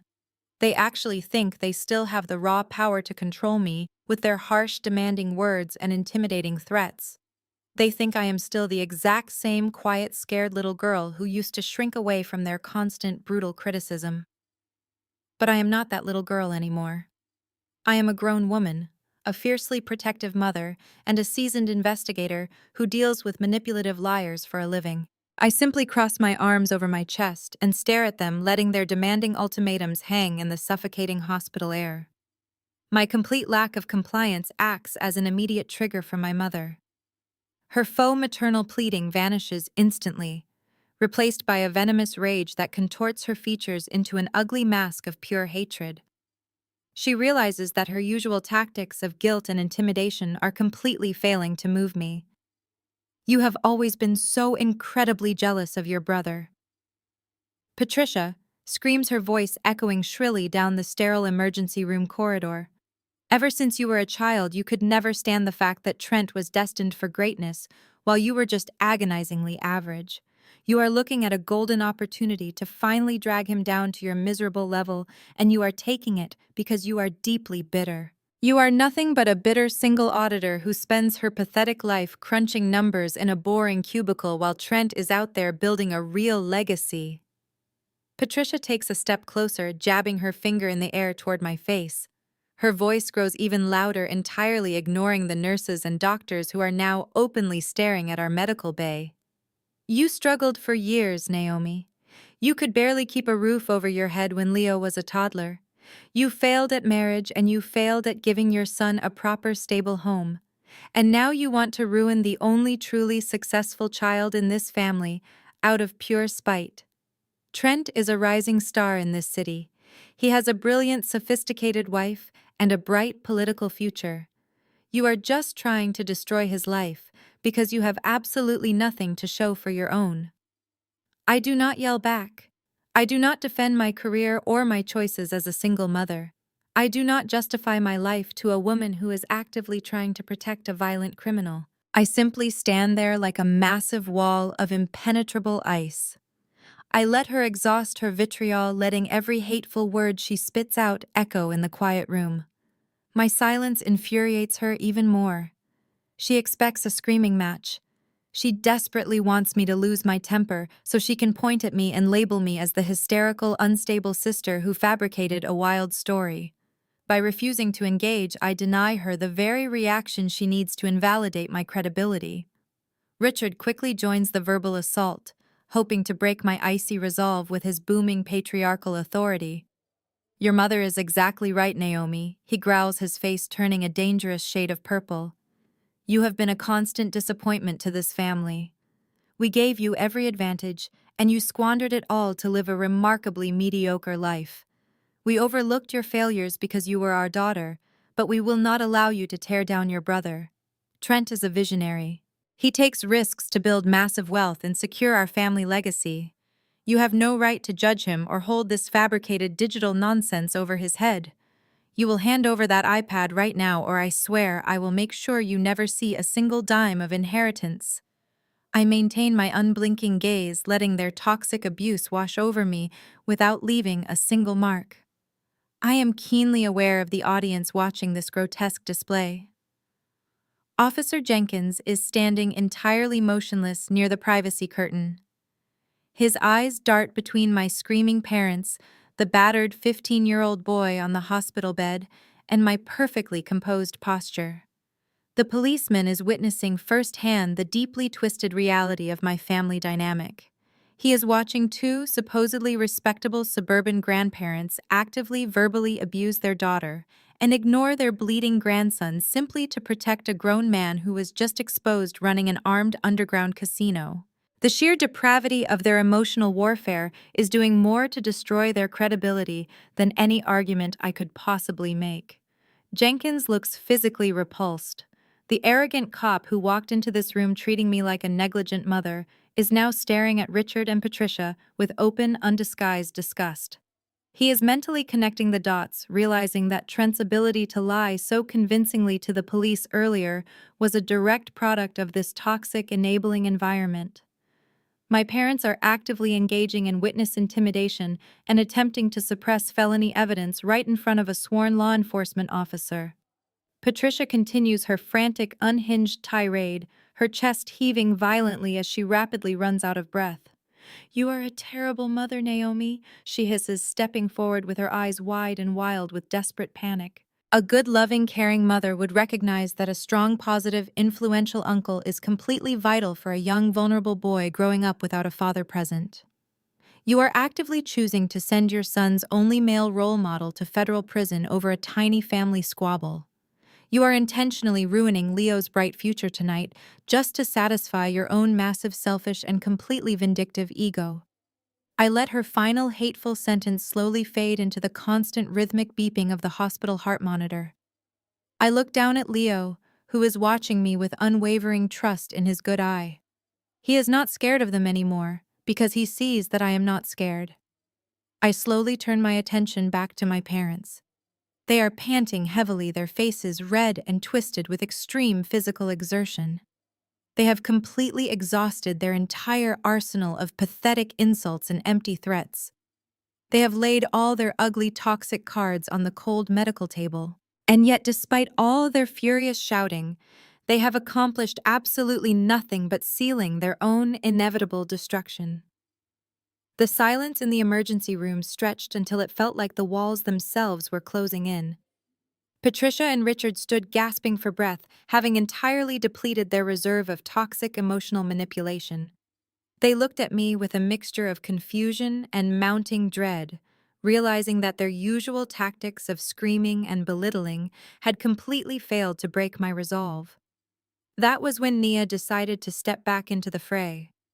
She had remained uncharacteristically quiet during my parents' unhinged verbal assault, calculating her next move with the precision of a seasoned public relations shark. Nia smoothed the front of her immaculate beige pantsuit and took a deliberate step forward, physically placing herself between me and my broken parents. Her face was no longer contorted in panic. Instead, it had hardened into a mask of supreme corporate arrogance. If emotional warfare was not going to work on me, Nia was fully prepared to deploy the heavy artillery of financial and legal intimidation. "Naomi, you are letting your emotions completely cloud your judgment." Nia began, her voice smooth and dangerously calm. "You think you hold all the cards because you have a 2-minute video clip on your tablet. But you are fundamentally misunderstanding the legal reality of this situation. Let us look at the actual facts of what happened tonight objectively, without all this hysterical family baggage clouding the narrative." Nia began pacing the small hospital bay, her designer heels clicking rhythmically against the linoleum floor. "The vacation estate where this incident occurred is the exclusive legal property of Richard and Patricia," she stated, gesturing toward my parents. "As the lawful owners of that real estate, they have the absolute right to determine who is allowed on the premises and who is not." Nia stopped pacing and locked her sharp, dark eyes onto mine. "Here is what is going to happen if you try to take that iPad to the authorities, Naomi. Richard and Patricia are going to testify under oath that they gave Trent exclusive permission to utilize the vacation estate this weekend. They are going to formally state on the official legal record that they absolutely never gave Leo the security keypad code. They will swear to the judge that they never gave him a $20 bill and never asked him to water any plants." I glanced at my parents. Richard nodded vigorously, a cruel, calculating gleam returning to his eyes as he caught on to Nia's twisted legal strategy. Patricia straightened her posture instantly, willing to commit blatant perjury to save her golden boy. Nia smiled, a cold, predatory expression that did not reach her eyes. Therefore, legally speaking, your son is a trespasser. Nia concluded, her voice dripping with triumphant malice. Leo unlawfully entered a private residence in the middle of the night without the owner's consent. That makes him the instigator of this entire conflict. But what about the massive illegal gambling ring operating inside the house? I countered, keeping my voice perfectly level. Do you really think a judge is going to ignore a table covered in narcotics and illicit cash just because you lie about a keypad code? Nia let out a condescending laugh. Whatever activities Trent may or may not have been hosting are entirely irrelevant, she countered smoothly.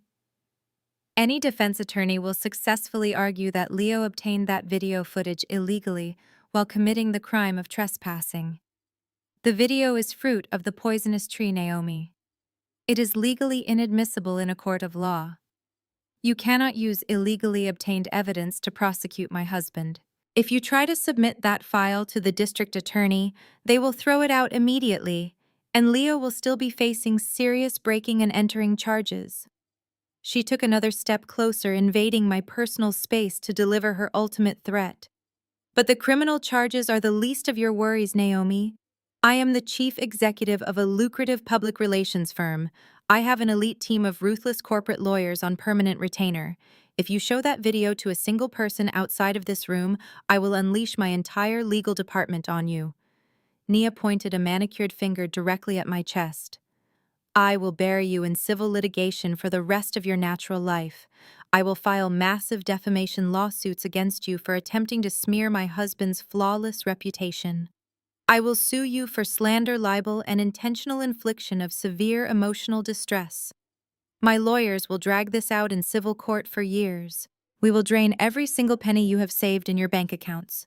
We will force you to sell your primary house just to cover your mounting legal fees. And as for Leo, Nia continued, her voice dropping to a vicious, venomous whisper, my attorneys will drag your precious son onto the witness stand and tear him to absolute shreds. They will cross-examine him until he is sobbing. They will paint him as a troubled, violent delinquent who broke into his wealthy uncle's house because his single mother could not provide for him properly. We will destroy his future before he even gets a chance to graduate high school. The sheer audacity of her threat was breathtaking. Nia was actively promising to bankrupt me and psychologically torture my battered teenage son just to protect a violent criminal operating an underground casino. She felt entirely untouchable, wrapped in her manufactured shield of corporate wealth and malicious legal loopholes. You have two choices right now, Naomi. Nia finalized her ultimatum, folding her arms across her chest with absolute certainty.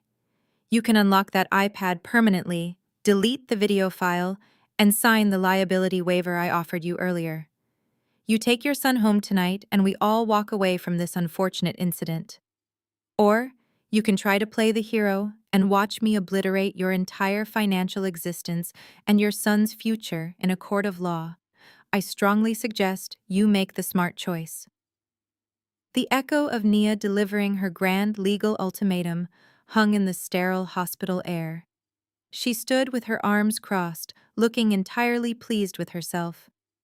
My parents mirrored her arrogant posture, believing their wealthy daughter-in-law had just expertly checkmated me. They expected me to crumble to finally yield to their overwhelming authority and sign the liability waiver. Instead, I tilted my head back and laughed. It was not a nervous giggle or a defensive scoff. It was a genuine, chilling laugh that bubbled up from the very bottom of my chest. The sound bounced off the medical monitors, cutting through the tense atmosphere like a jagged piece of glass. My laughter was so unexpected and devoid of fear that Nia took a physical step backward.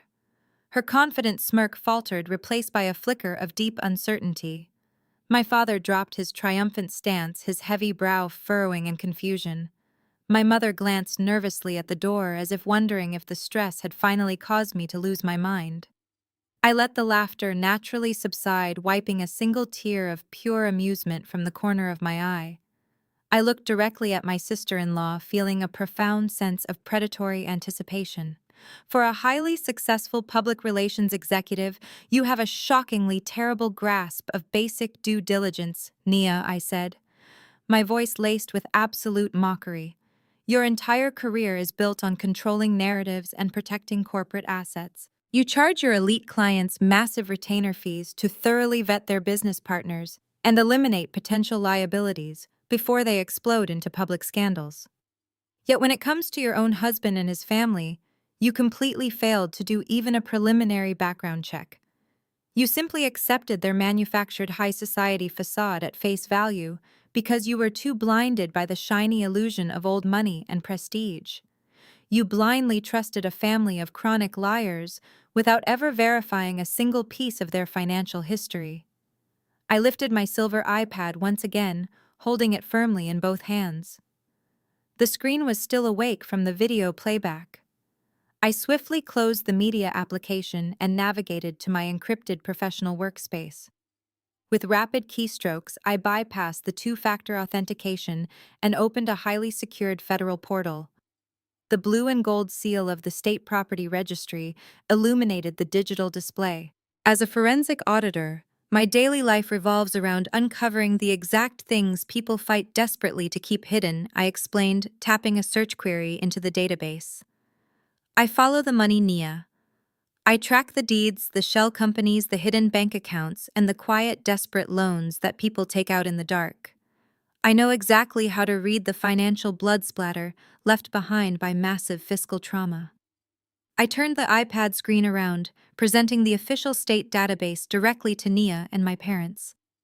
Officer Jenkins leaned closer, his police instincts fully engaged by the sudden shift in my investigative posture.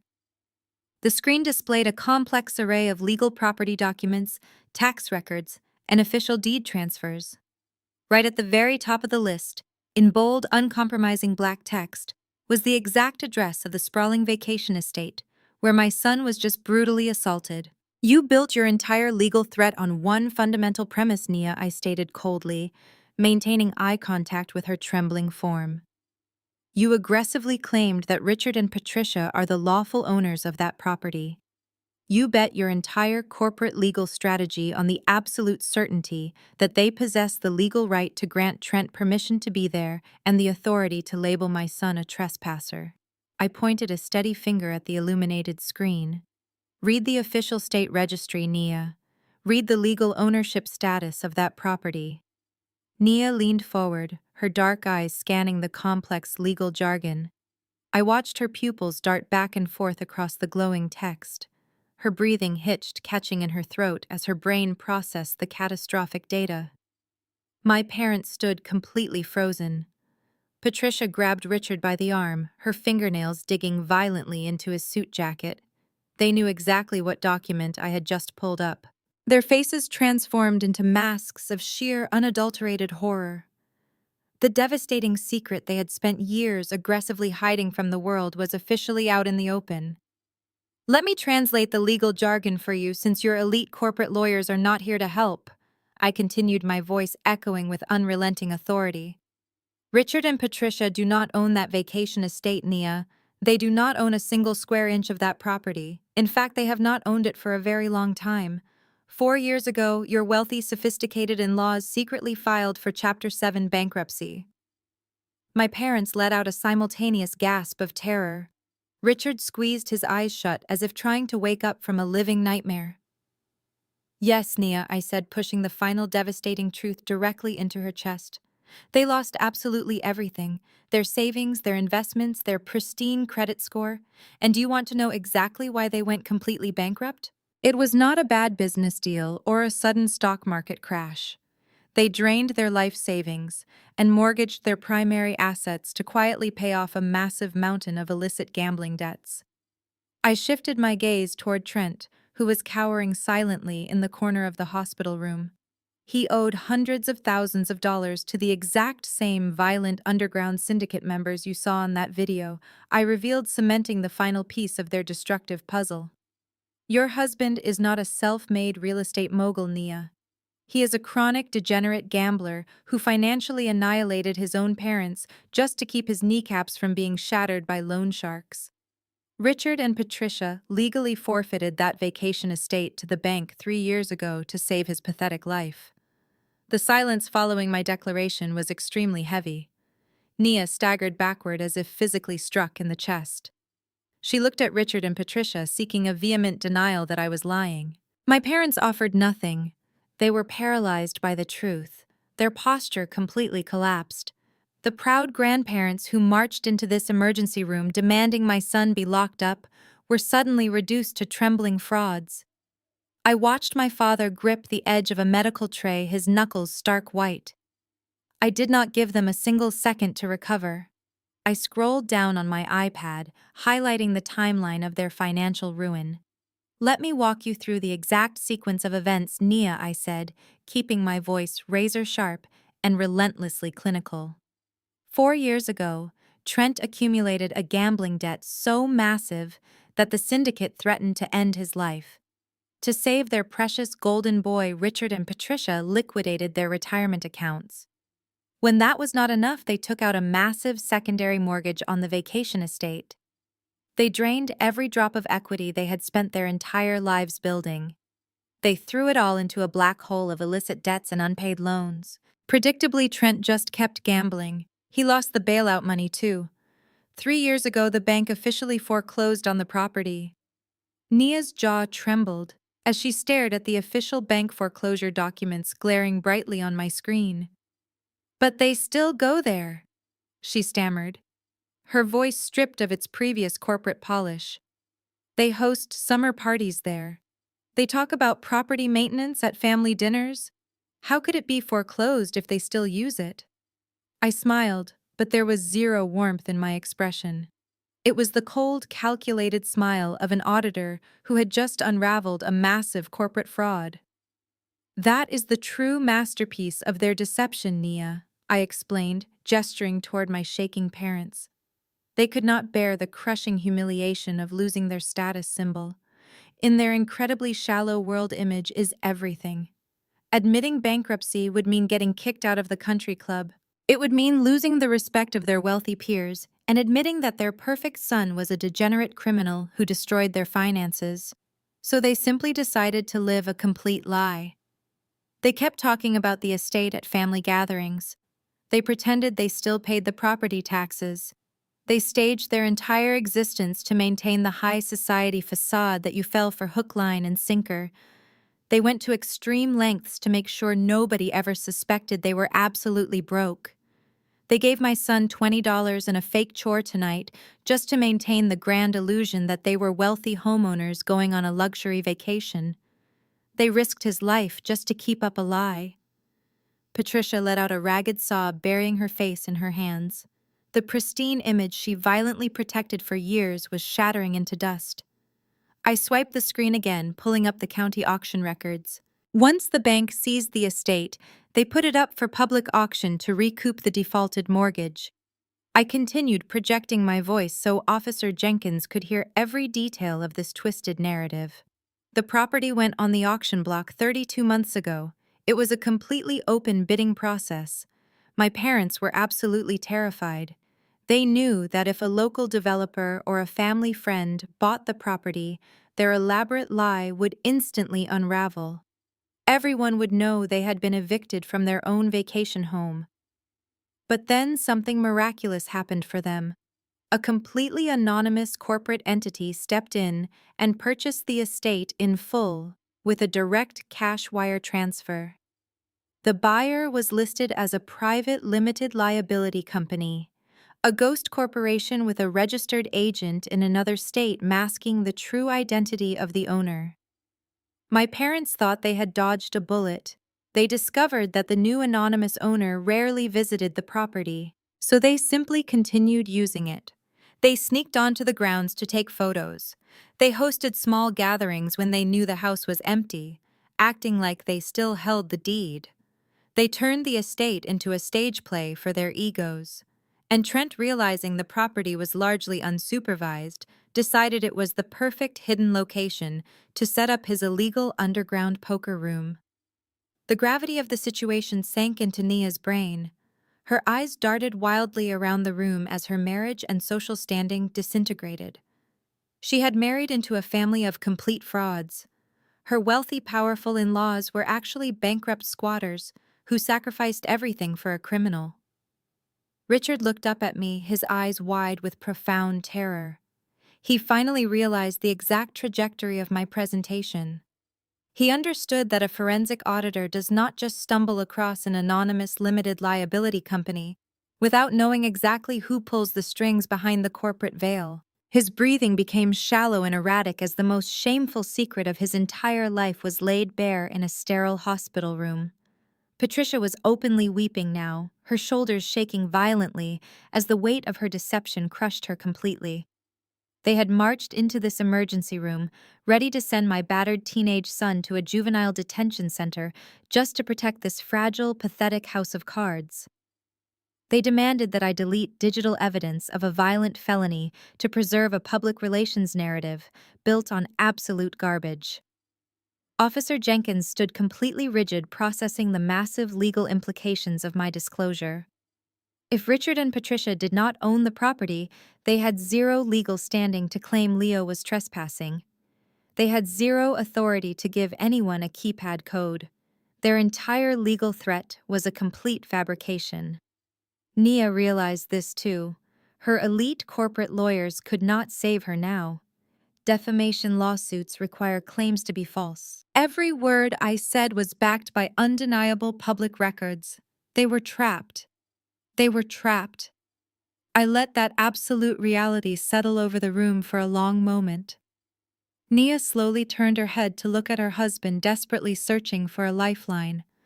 She wanted Trent to speak up and confidently declare that my documents were forged or that this was all a massive misunderstanding. But Trent remained perfectly silent in the corner, his eyes darting frantically toward the exit. He knew exactly what was coming next.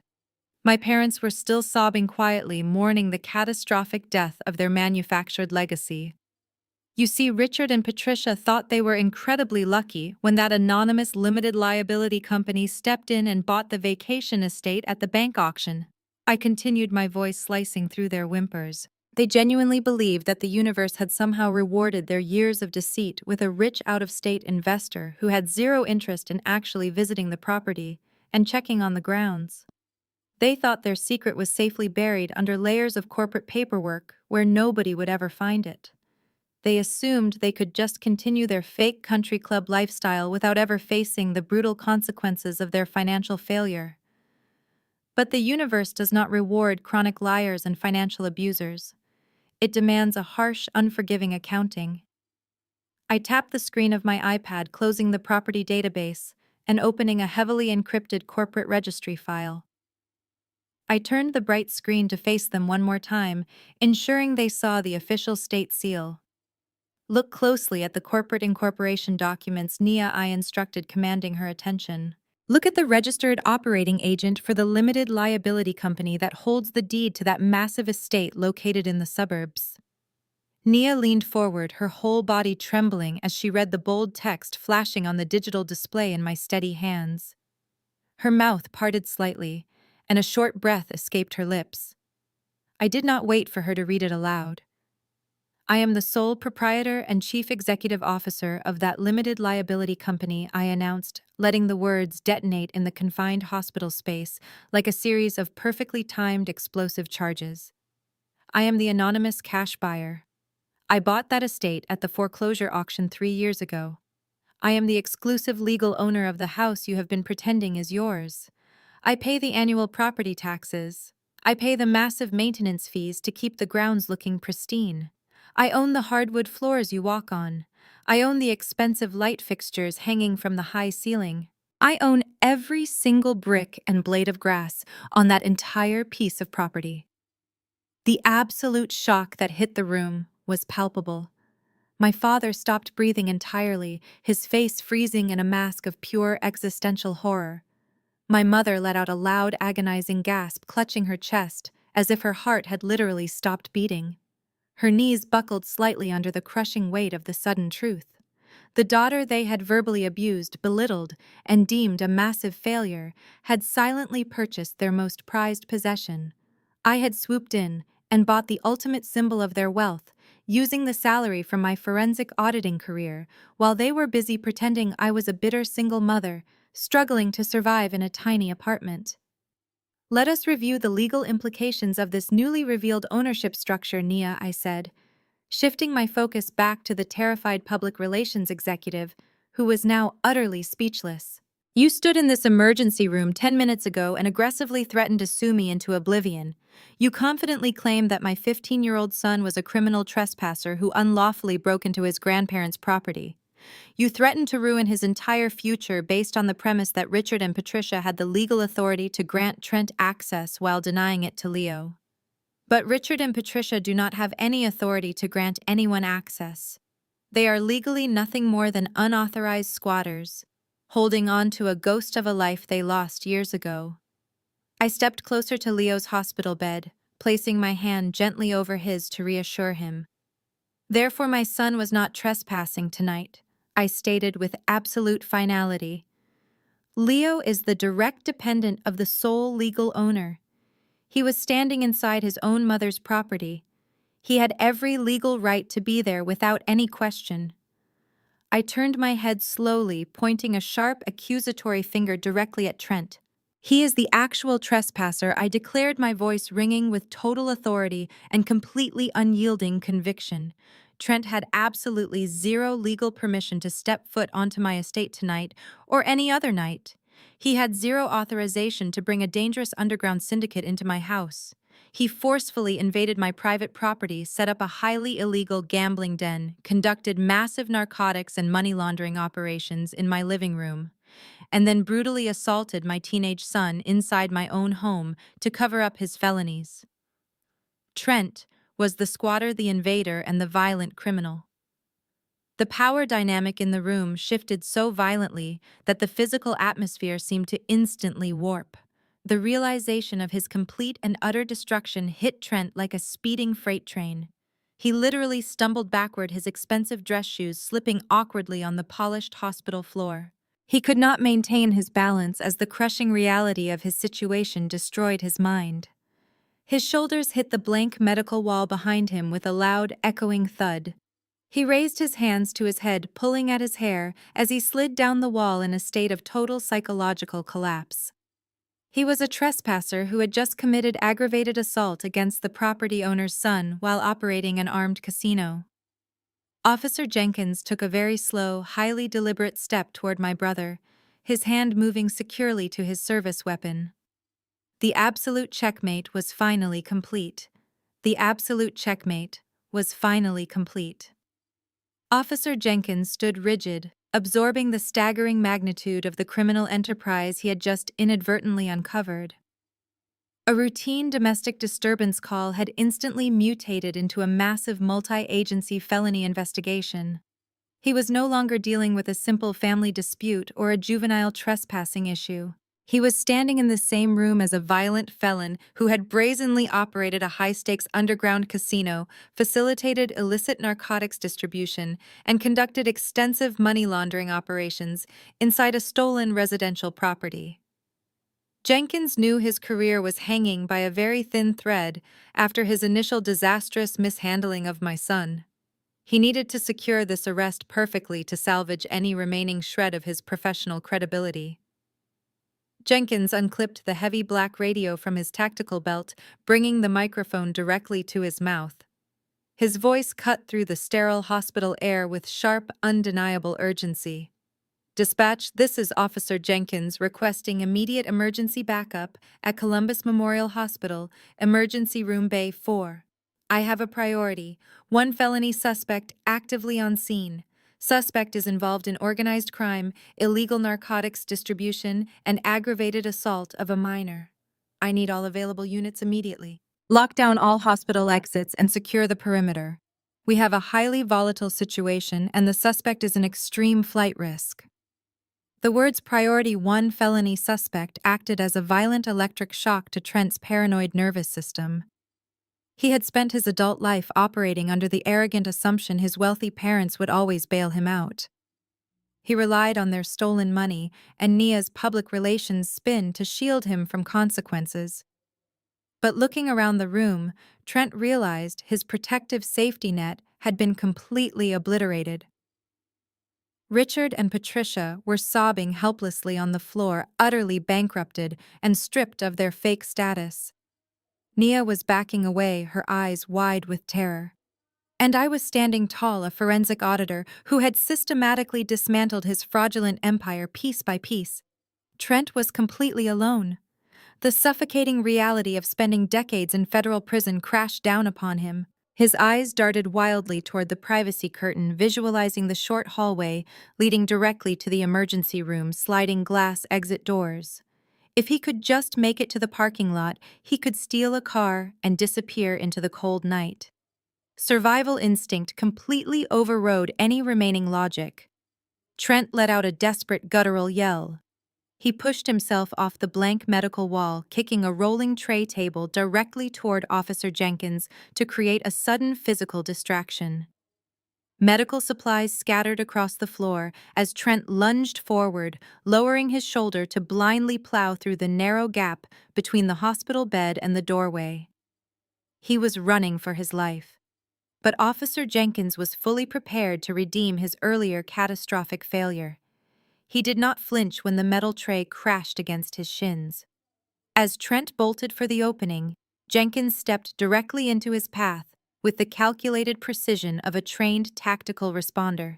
Jenkins dropped his center of gravity, driving his shoulder forcefully into Trent's midsection. The impact was brutal and immediate. The breath exploded from Trent's lungs in a loud, painful wheeze. They crashed violently onto the hard, polished linoleum floor. The heavy thud of their bodies hitting the ground shook the medical bay. Trent thrashed wildly, swinging his arms and kicking his expensive dress shoes against the cabinets in a desperate, frantic bid for freedom. "Get off me!" Trent screamed, his voice cracking with pure hysterical terror. "Let me go! You cannot do this to me! I am a businessman!" Jenkins used his superior weight and tactical training to effortlessly pin the struggling criminal to the floor.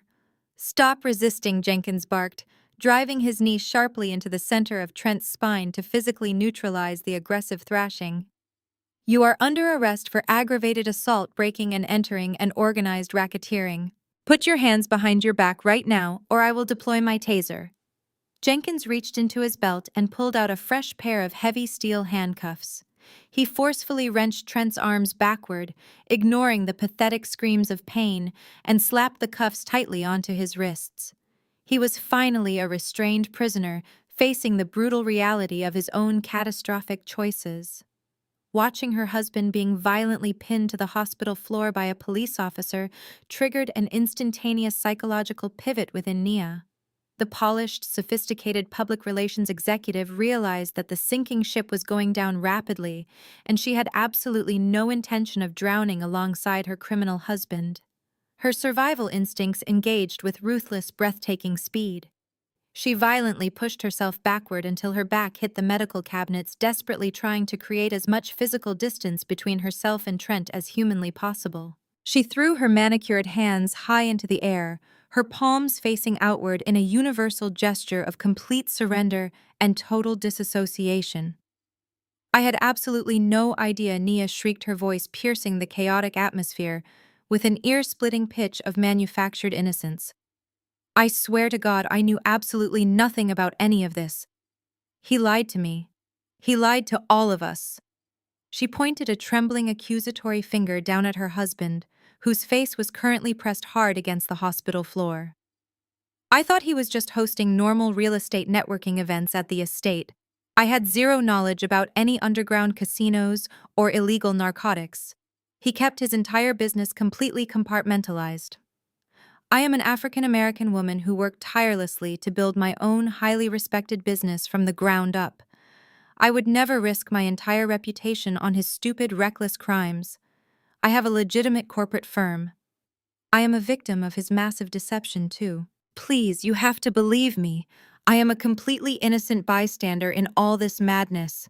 I watched Nia desperately backpedal, throwing her husband to the wolves with breathtaking speed. She stood with her hands raised high, presenting herself as the ultimate victim of circumstance. Her flawless beige pantsuit was completely pristine, contrasting sharply with Trent, who was currently writhing on the dirty hospital floor, with his arms violently twisted behind his back.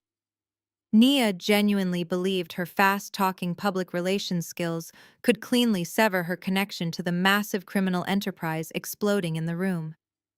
She thought she could just walk away and return to her pristine corporate life, while her husband took the absolute brunt of the legal fallout alone. I did not let her maintain that comfortable delusion for a single second. I slowly tapped the screen of my iPad, stopping the video footage precisely at a specific high-resolution frame. I took a very deliberate step toward Nia. The cold, clinical detachment in my eyes made her flinch. An innocent bystander, I repeated, allowing a sharp, razor-thin smile to form on my lips. That is an incredibly compelling narrative, Nia. You are right to rely on your public relations expertise. Spin the story, shape the reality, and cast yourself as the tragically deceived wife. It is a fantastic defense strategy for the general public. But unfortunately for you, I am not the general public. I am a forensic auditor. I do not listen to compelling narratives or carefully crafted excuses. I listen to the undeniable, indisputable data. And the data in my hands tells a completely different story than the pathetic lie you just tried to sell to this room.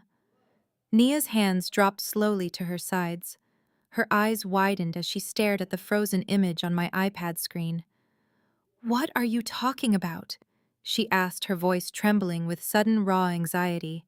I brought the iPad closer, holding it directly at her eye level so she could not look away from the digital evidence. I zoomed in on the specific frame I had paused on. It was a clear shot of the main poker table during the height of the illegal casino operation. "Look very closely at this specific section of the table, Nia," I instructed, my voice commanding absolute attention. The camera had perfectly captured the heavy duffel bag of cash Trent received from the syndicate boss. But it also captured something far more incriminating, sitting right next to the bricks of money. A small black leather-bound ledger lay open on the green felt directly adjacent to a stack of crisp, newly unbanded $100 bills. I pointed to the paper bands wrapping the stacks of cash. "Notice the specific banking wrappers on those bills?" I continued, my tone unrelenting and completely methodical. "Those are not standard commercial bank bands. Those are highly specific high-capacity wrappers used exclusively by elite commercial lending institutions. And if you look closely at the open page of the ledger, you can see a very clear column of handwritten numbers. It is a detailed tracking sheet for incoming and outgoing funds." I pulled my gaze away from the screen and locked it entirely on Nia's terrified face. "But the video is not the only piece of data that synced to my secure family cloud tonight," I revealed, dealing the next devastating blow. Trent was sloppy. He used his phone to coordinate everything. Every single text message he sent regarding his illicit operation, every digital invoice, and every financial confirmation was automatically uploaded to my server before he smashed the device.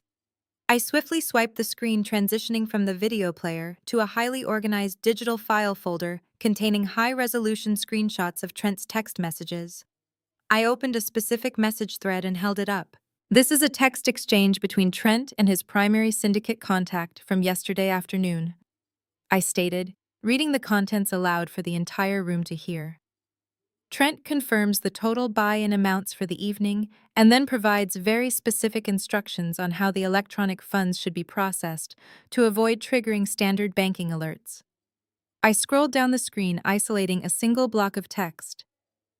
"Here Trent provides a highly specific series of bank routing numbers and an associated commercial account number. He explicitly instructs his associates to deposit the electronic gambling funds into this specific corporate account, labeling them as retainer fees for consulting services, to ensure the money looks completely legitimate to any casual observer." I began to recite the numbers loud and clear, letting each digit hang heavily in the tense air. Routing number 021000089. Commercial account number 4589222015. Does that specific sequence of numbers sound familiar to you, Nia? I asked, stepping even closer until I could see the cold sweat forming on her forehead. Because to a forensic auditor, a routing number is basically a digital fingerprint. It tells me exactly where the money lives, who controls the flow, and how the funds are actively managed. Nia's jaw dropped open, her lips trembling as she recognized the exact financial coordinates I was reciting. The last shred of color completely vanished from her face, leaving her looking like a terrified ghost. She tried to take another step backward, but she was already pinned completely flat against the medical cabinets. She had absolutely nowhere left to run or hide. The sophisticated public relations facade was entirely gone, completely replaced by the stark, horrifying realization that her own financial crimes had just been expertly laid bare. I had systematically tracked the illicit gambling money directly from Trent's hands straight into her supposed pristine corporate empire. I watched the absolute terror paralyze Nia as the numeric sequence registered in her brain. Those are the exact routing and commercial account numbers assigned to your highly successful public relations firm, Nia. I stated, allowing my voice to carry the full weight of a federal indictment. The same pristine corporate entity you just spent 10 minutes bragging about. The exact firm you claimed was completely separate from your husband and his reckless criminal behavior. You stood right there and played the victim. You threw your husband face down onto the hospital floor and screamed that you had absolutely no idea what he was doing. But the financial data proves you were not just a passive bystander. You were the primary financial engine of this entire organized crime syndicate. Nia shook her head violently, her sleek hair falling out of its perfect style. No, she gasped, her voice cracking into a pathetic high-pitched whine. That is a lie. You are making this up to frame me. I run a legitimate agency. I have elite clients. I do not touch dirty money. I stepped forward, closing the final gap between us. Do not insult my intelligence. I snapped, my tone sharp enough to make her flinch. I am a forensic auditor. I dismantle complex corporate fraud for a living. I know exactly how a sophisticated laundering operation works. Trent was generating massive amounts of illicit physical cash from his underground casino and illegal narcotics sales. But physical cash is highly dangerous and completely useless if you want to maintain a wealthy high society lifestyle. He needed a way to clean the money. He needed a way to make those thousands of dirty $100 bills look like legitimate taxable income. And that is exactly where your elite public relations firm came into play. I held up the iPad displaying the text messages for Officer Jenkins to see. Nia used her corporate agency to wash Trent's illegal casino money, I explained to the room. Trent would take the raw cash from his underground poker games and deposit it through layered electronic transfers into her business accounts. Nia would then generate fake corporate invoices to cover the digital trail. She billed his fake real estate development company for phantom public relations campaigns and exorbitant crisis management retainer fees. She integrated the dirty drug money into her agency revenue and paid taxes on it, effectively washing the funds entirely clean. She transformed violent syndicate payouts into respectable corporate dividends. They were running a textbook money laundering scheme right out of a cartel playbook. Nia let out a strangled sob, pressing her hands against her ears, as if she could physically block out the sound of her crimes being broadcast. The polished executive was completely gone. In her place stood a cornered, desperate felon. My parents watched in absolute horror as their wealthy, prestigious daughter-in-law was exposed as a premier money launderer. Patricia wailed loudly as she finally realized that her precious family legacy was officially dead and buried. Please, Naomi. Nia begged, dropping her hands and reaching out to grab my jacket. Her voice was a pathetic whisper. You cannot do this to me. I am a black woman in corporate America. Do you know how hard I had to work to build my firm? If you expose this, I will lose absolutely everything. They will take my business, my licenses, my freedom. I will give you anything you want. I will legally give you a massive equity ownership stake in the entire firm. Just delete those files and let me walk away. I swear I will divorce Trent and never speak to any of you again. Just name your price. I looked down at her hands, desperately clutching my jacket. I felt absolutely zero pity for her. You do not get to use your race or your corporate struggles to justify running a criminal money-washing operation, I stated coldly, pulling my arm away from her grasping fingers. And you certainly do not get to bribe me after you aggressively threatened to destroy my teenage son in a court of law. You threatened to bankrupt me and ruin a 15-year-old boy just to protect your dirty money. My integrity is not for sale, and my son's justice is not a negotiation tactic.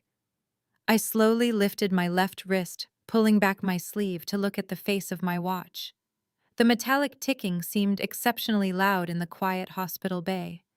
It is currently exactly 3:45 in the morning, I announced casually. Exactly 20 minutes ago, while you were busy screaming at Officer Jenkins and threatening to sue me into oblivion, I was doing what I do best. I opened a secure, encrypted portal on my device and I compiled a highly detailed data packet. I included the video of the illegal casino, the photographs of the narcotics, the text messages containing your exact corporate routing numbers, and the entire digital footprint linking Trent's syndicate directly to your firm. Nia stopped breathing, her dark eyes expanding in sheer absolute terror. What exactly did you do? She asked, her voice entirely devoid of all hope. I submitted a formal suspicious activity report directly to the Federal Bureau of Investigation Financial Crimes Division. I revealed, watching the final spark of defiance die completely in her eyes.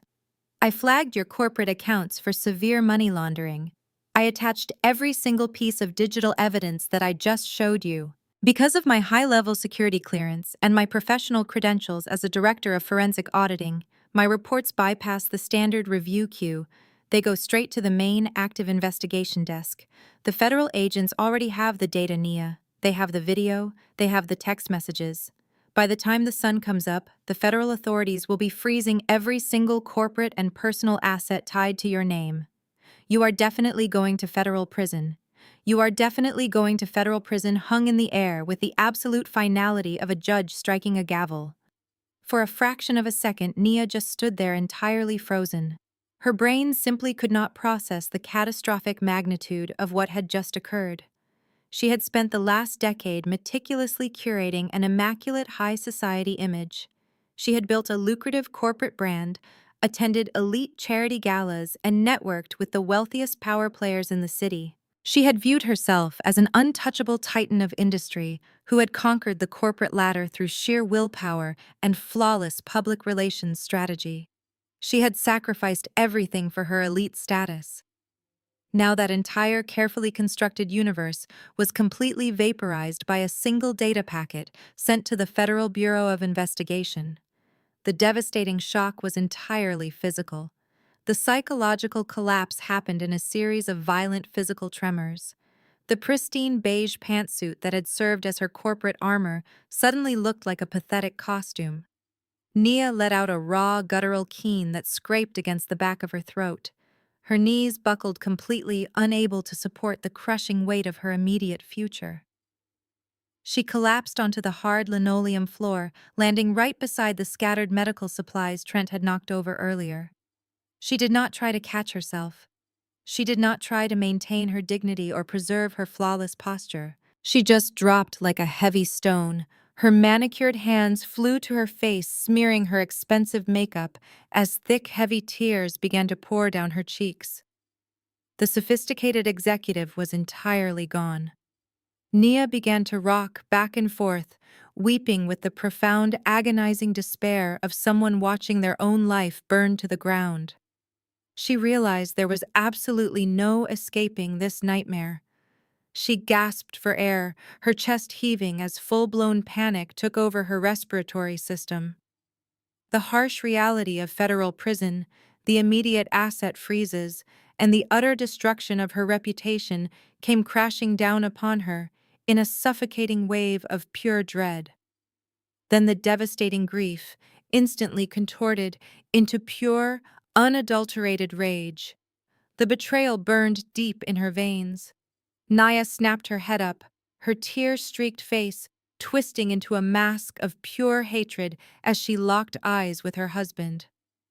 Trent was still pinned face down on the floor under the heavy tactical weight of Officer Jenkins. Nia scrambled onto her hands and knees, crawling until she was mere inches from Trent's face. "You ruined my life!" Nia screamed, her voice cracking and echoing wildly down the sterile hospital corridor. "You ruined me, Trent. I had everything. I built my firm from the ground up. I worked 70-hour weeks to become a respected chief executive, and you poisoned it. Every single thing I built is completely gone. You poisoned my entire life with your pathetic gambling addiction and your disgusting underground thug friends." She slammed her fists against the linoleum floor right next to Trent's head. "You told me the money was clean!"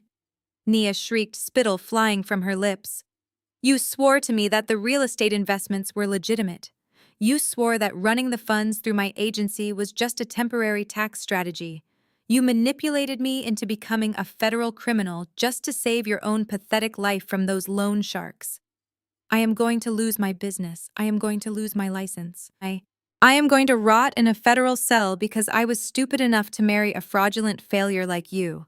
I hate you so much, Trent." Trent squeezed his eyes shut, turning his face away from his wailing wife. "Shut up, Nia," he groaned weakly, his voice muffled against the hospital floor. "Just shut your mouth. You knew exactly where the money was coming from. You gladly spent it on designer clothes and elite country club memberships. Do not act like an innocent victim now." His pathetic attempt to drag her down only fueled Nia's hysterical breakdown. She lunged forward wildly, attempting to strike him, but Officer Jenkins quickly shoved her back with his free hand, warning her to stay back and remain on the ground. Nia collapsed onto her side, sobbing uncontrollably into the dirty floor tiles, her perfectly styled hair now a tangled, messy halo around her face. She cursed Trent, she cursed his parents, and she cursed the day she ever met him. She was completely broken, an empty shell of the arrogant woman who had demanded my son be locked away. Richard and Patricia watched the brutal implosion of their son's marriage with hollow, dead eyes. The total destruction of their pride and status was complete. They had sacrificed their financial stability, their primary home, their retirement accounts, and their basic human decency to protect Trent. They had eagerly thrown their teenage grandson to the wolves to preserve the illusion of upper-class prestige. Now they were sitting on the floor, utterly bankrupt and publicly exposed, watching their golden child and their elite daughter-in-law tear each other to shreds. There was no public relations spin that could ever fix this. There was no amount of dirty money that could buy their way out of a federal indictment. They were finished. It started as a distant wail echoing through the cold night air outside the sliding doors. The sound grew rapidly louder, multiplying as multiple vehicles approached the building at high speeds. It was the unmistakable, piercing shriek of police sirens. Officer Jenkins had called for backup, and the precinct was arriving to secure the priority 1 felony suspect. The wailing sirens served as the ultimate death knell for my family's toxic empire. The police cavalry was here, and they were not arriving to arrest my bruised teenage son. They were coming to dismantle the organized crime ring operating inside my stolen house, and to take down the people who thought they could destroy us without consequence. The sliding glass doors of the emergency room burst open. A massive flood of dark blue uniforms and heavy tactical gear poured directly into the crowded triage area. Officer Jenkins immediately waved them over to Bay 4. 4 heavily armed officers swarmed the cramped medical space, taking absolute physical control of the volatile situation. 2 of them grabbed Trent by his expensive tailored shirt collar, hauling him roughly off the cold linoleum floor. The harsh reality of his physical arrest completely shattered whatever fragile, inflated ego he had left.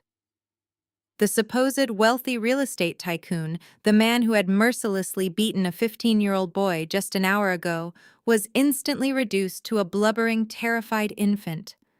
He twisted wildly in the officer's unyielding grip, looking frantically toward our parents. Mom, he wailed, his voice cracking with pathetic, high-pitched desperation. Mommy, please do not let them take me. Do something. Call a lawyer right now. Help me. It was the ultimate display of absolute gutless cowardice.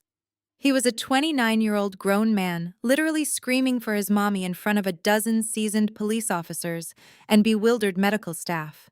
They dragged him forcefully backward through the sliding doors, his expensive imported shoes dragging uselessly against the floor, as he continued to sob and beg for maternal salvation. Right behind the uniformed patrol officers came two stern plainclothes detectives. Officer Jenkins met them halfway quickly and efficiently briefing them on the digital video evidence, the illegal underground casino, and the highly specific financial routing data I had just exposed. One of the detectives, a tall, imposing woman with a severe expression, immediately turned her undivided attention to Nia. Nia was still slumped heavily against the lower medical cabinets, violently sobbing into her shaking hands.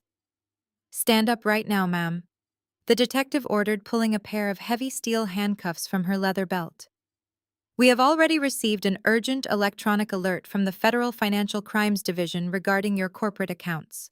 You are being detained for immediate questioning regarding active money laundering, illegal syndicate conspiracy, and federal racketeering. Nia tried to scramble backward, pressing herself against the wall and shaking her head in violent, frantic denial. I am a victim, she sobbed, her pristine beige pantsuit now deeply wrinkled and stained with emergency room floor dirt. I am a highly respected public relations executive. You cannot arrest me like a common street thug. I demand to speak to my corporate legal team immediately. You will have plenty of time to make phone calls down at the downtown precinct, the detective replied, grabbing Nia's arm and effortlessly hoisting her to her feet.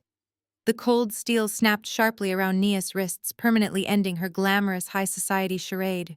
They marched her out of the hospital bay directly behind her wailing husband, leaving a trail of shattered prestige in their wake. The chaotic noise slowly cleared, leaving only Richard and Patricia standing completely alone in the center of the devastated medical bay. The flashing red and blue lights from the multiple police cruisers parked outside washed over their pale, horrified faces, casting eerie shadows across the room. Their golden child was gone. Their prestigious, highly successful daughter-in-law was gone. The fake wealth and the meticulously manufactured social status they had violently protected for years had evaporated into thin air. They had absolutely nothing left to hide behind. Their eyes slowly turned toward me, and the stark, horrifying realization of my absolute unchecked power finally sank deep into their desperate minds. I held the keys to the property they had squatted in. I held the encrypted digital evidence that was currently sending their beloved son to a federal prison cell. I was the forensic auditor who had completely dismantled their entire fraudulent existence in less than an hour. Without a single word spoken between them, my parents utterly crumbled.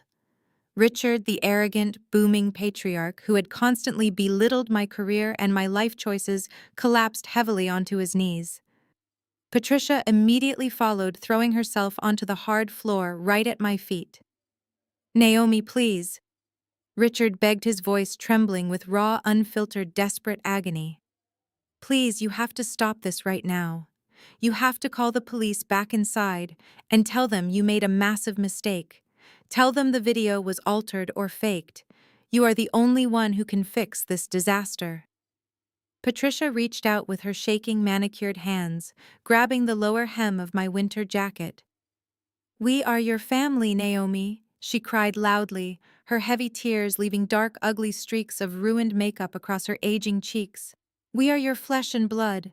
You cannot do this to your own brother. He will absolutely not survive in a harsh federal prison environment. Please, I am begging you as your mother. Drop the criminal charges right this very second. Retract those financial reports you sent to the feds. We will do anything you want us to do. We will sign the estate over to you officially. We will publicly apologize to Leo for everything we said. Just do not destroy the family bloodline tonight. We are all you have left. I looked down at the two pathetic figures groveling on the dirty hospital floor. I felt absolutely zero empathy for them. I felt no pity, no lingering guilt, and no emotional attachment whatsoever. The people violently weeping at my feet were not my parents. They were just toxic, manipulative strangers who had eagerly offered my battered, injured child as a sacrificial lamb to protect a violent criminal. I slowly reached down and firmly pried Patricia's grasping, trembling fingers off my jacket, letting her hand drop uselessly back to the floor. You made your ultimate choice when you decided his fake reputation mattered more than my child's safety and well-being. This bloodline died the minute you let him beat my son. I stated, my voice echoing with unrelenting, absolute finality, making sure they completely understood the depth of my utter disdain for their miserable existence. I watched the devastating reality wash over their tear-stained faces. Richard and Patricia looked up at me from the cold hospital floor, completely broken. They had nothing left to bargain with, and their social standing was completely annihilated. I reached into my leather tote bag one final time. I pulled out a thick manila folder I carried with my auditing documents, holding it up under the harsh fluorescent emergency room lights. You really thought the bank foreclosure only affected your luxury vacation estate? I asked, my voice a low, deadly whisper. You honestly believed your financial crimes were perfectly contained? Richard blinked, his chest heaving. Our primary house is entirely separate, he choked out. We still own the main property. We paid that mortgage every single month without fail. I let out a sharp, humorless laugh that echoed against the sterile medical cabinets. I shook my head slowly, looking down at the two pathetic people who had spent my entire life making me feel like an inadequate failure.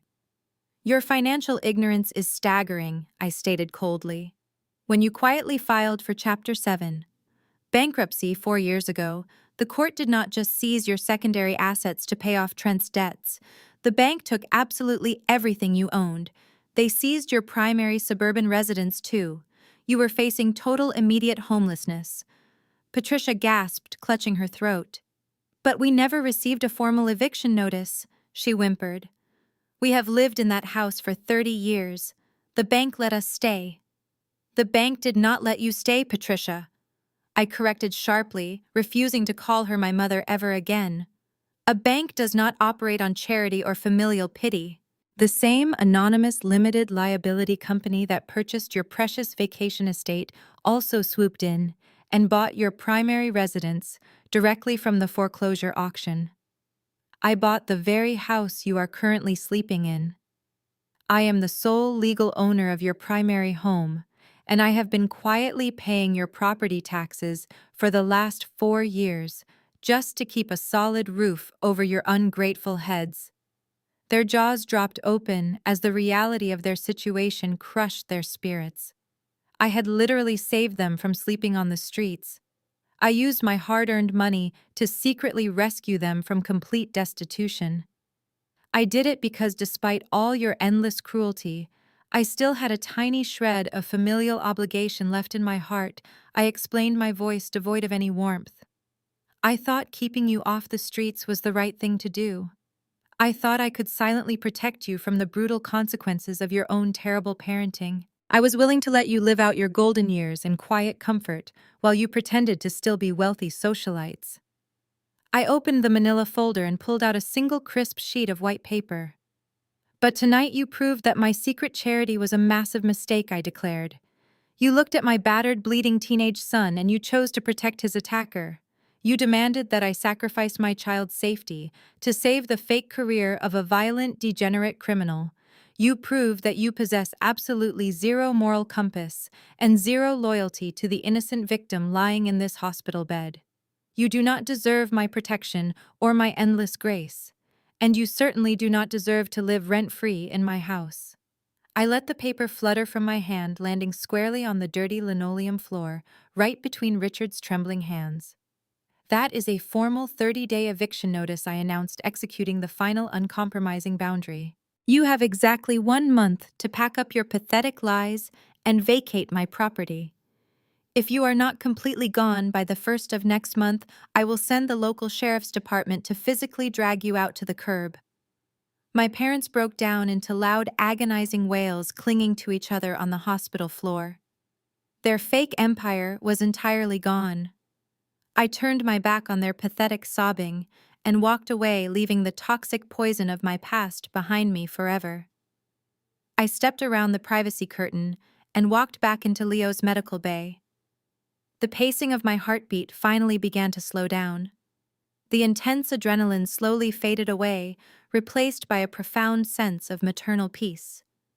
Dr. Evans was just finishing wrapping a soft white bandage around Leo's wrist where the harsh metal handcuffs had previously dug into his skin. The doctor offered me a kind, reassuring smile before quietly stepping out of the small room, giving us absolute privacy. I walked over to the hospital bed and sat down gently on the edge. Leo looked up at me with his one good eye, his young face reflecting a mixture of exhaustion and immense relief. The terror that had clouded his vision earlier was completely gone. He knew the bad people were gone, and they could never hurt him again. I leaned forward and wrapped my arms around his shoulders, pulling him into a tender, quiet embrace. I rested my chin softly on the top of his head, breathing in the familiar scent of his shampoo, feeling an overwhelming surge of gratitude that he was still alive. "You are completely safe now, my brave boy," I whispered, holding him close to my heart. "I promise you nobody will ever lay a hand on you again. We are free." Leo hugged me back tightly, his small frame relaxing completely against my chest. We sat there together in the quiet hospital room, perfectly anchored by our unbreakable bond. The sirens outside had faded away, taking the monsters with them. As I held my son, I realized the truest lesson of this entire nightmare. Family isn't defined by blood. It's defined by who steps in to stop the bleeding when the world turns on you. One of the most profound lessons embedded in this harrowing story is that biological relation does not automatically guarantee safety, loyalty, or unconditional love. For years, society has conditioned us to believe that family is an unbreakable bond that must be preserved at all costs, regardless of how toxic or abusive those dynamics become. However, Naomi's journey shatters this outdated misconception to reveal a much more empowering truth. True family is forged through actions, not genetics. When Naomi's son was brutally attacked, her parents had a clear choice to make.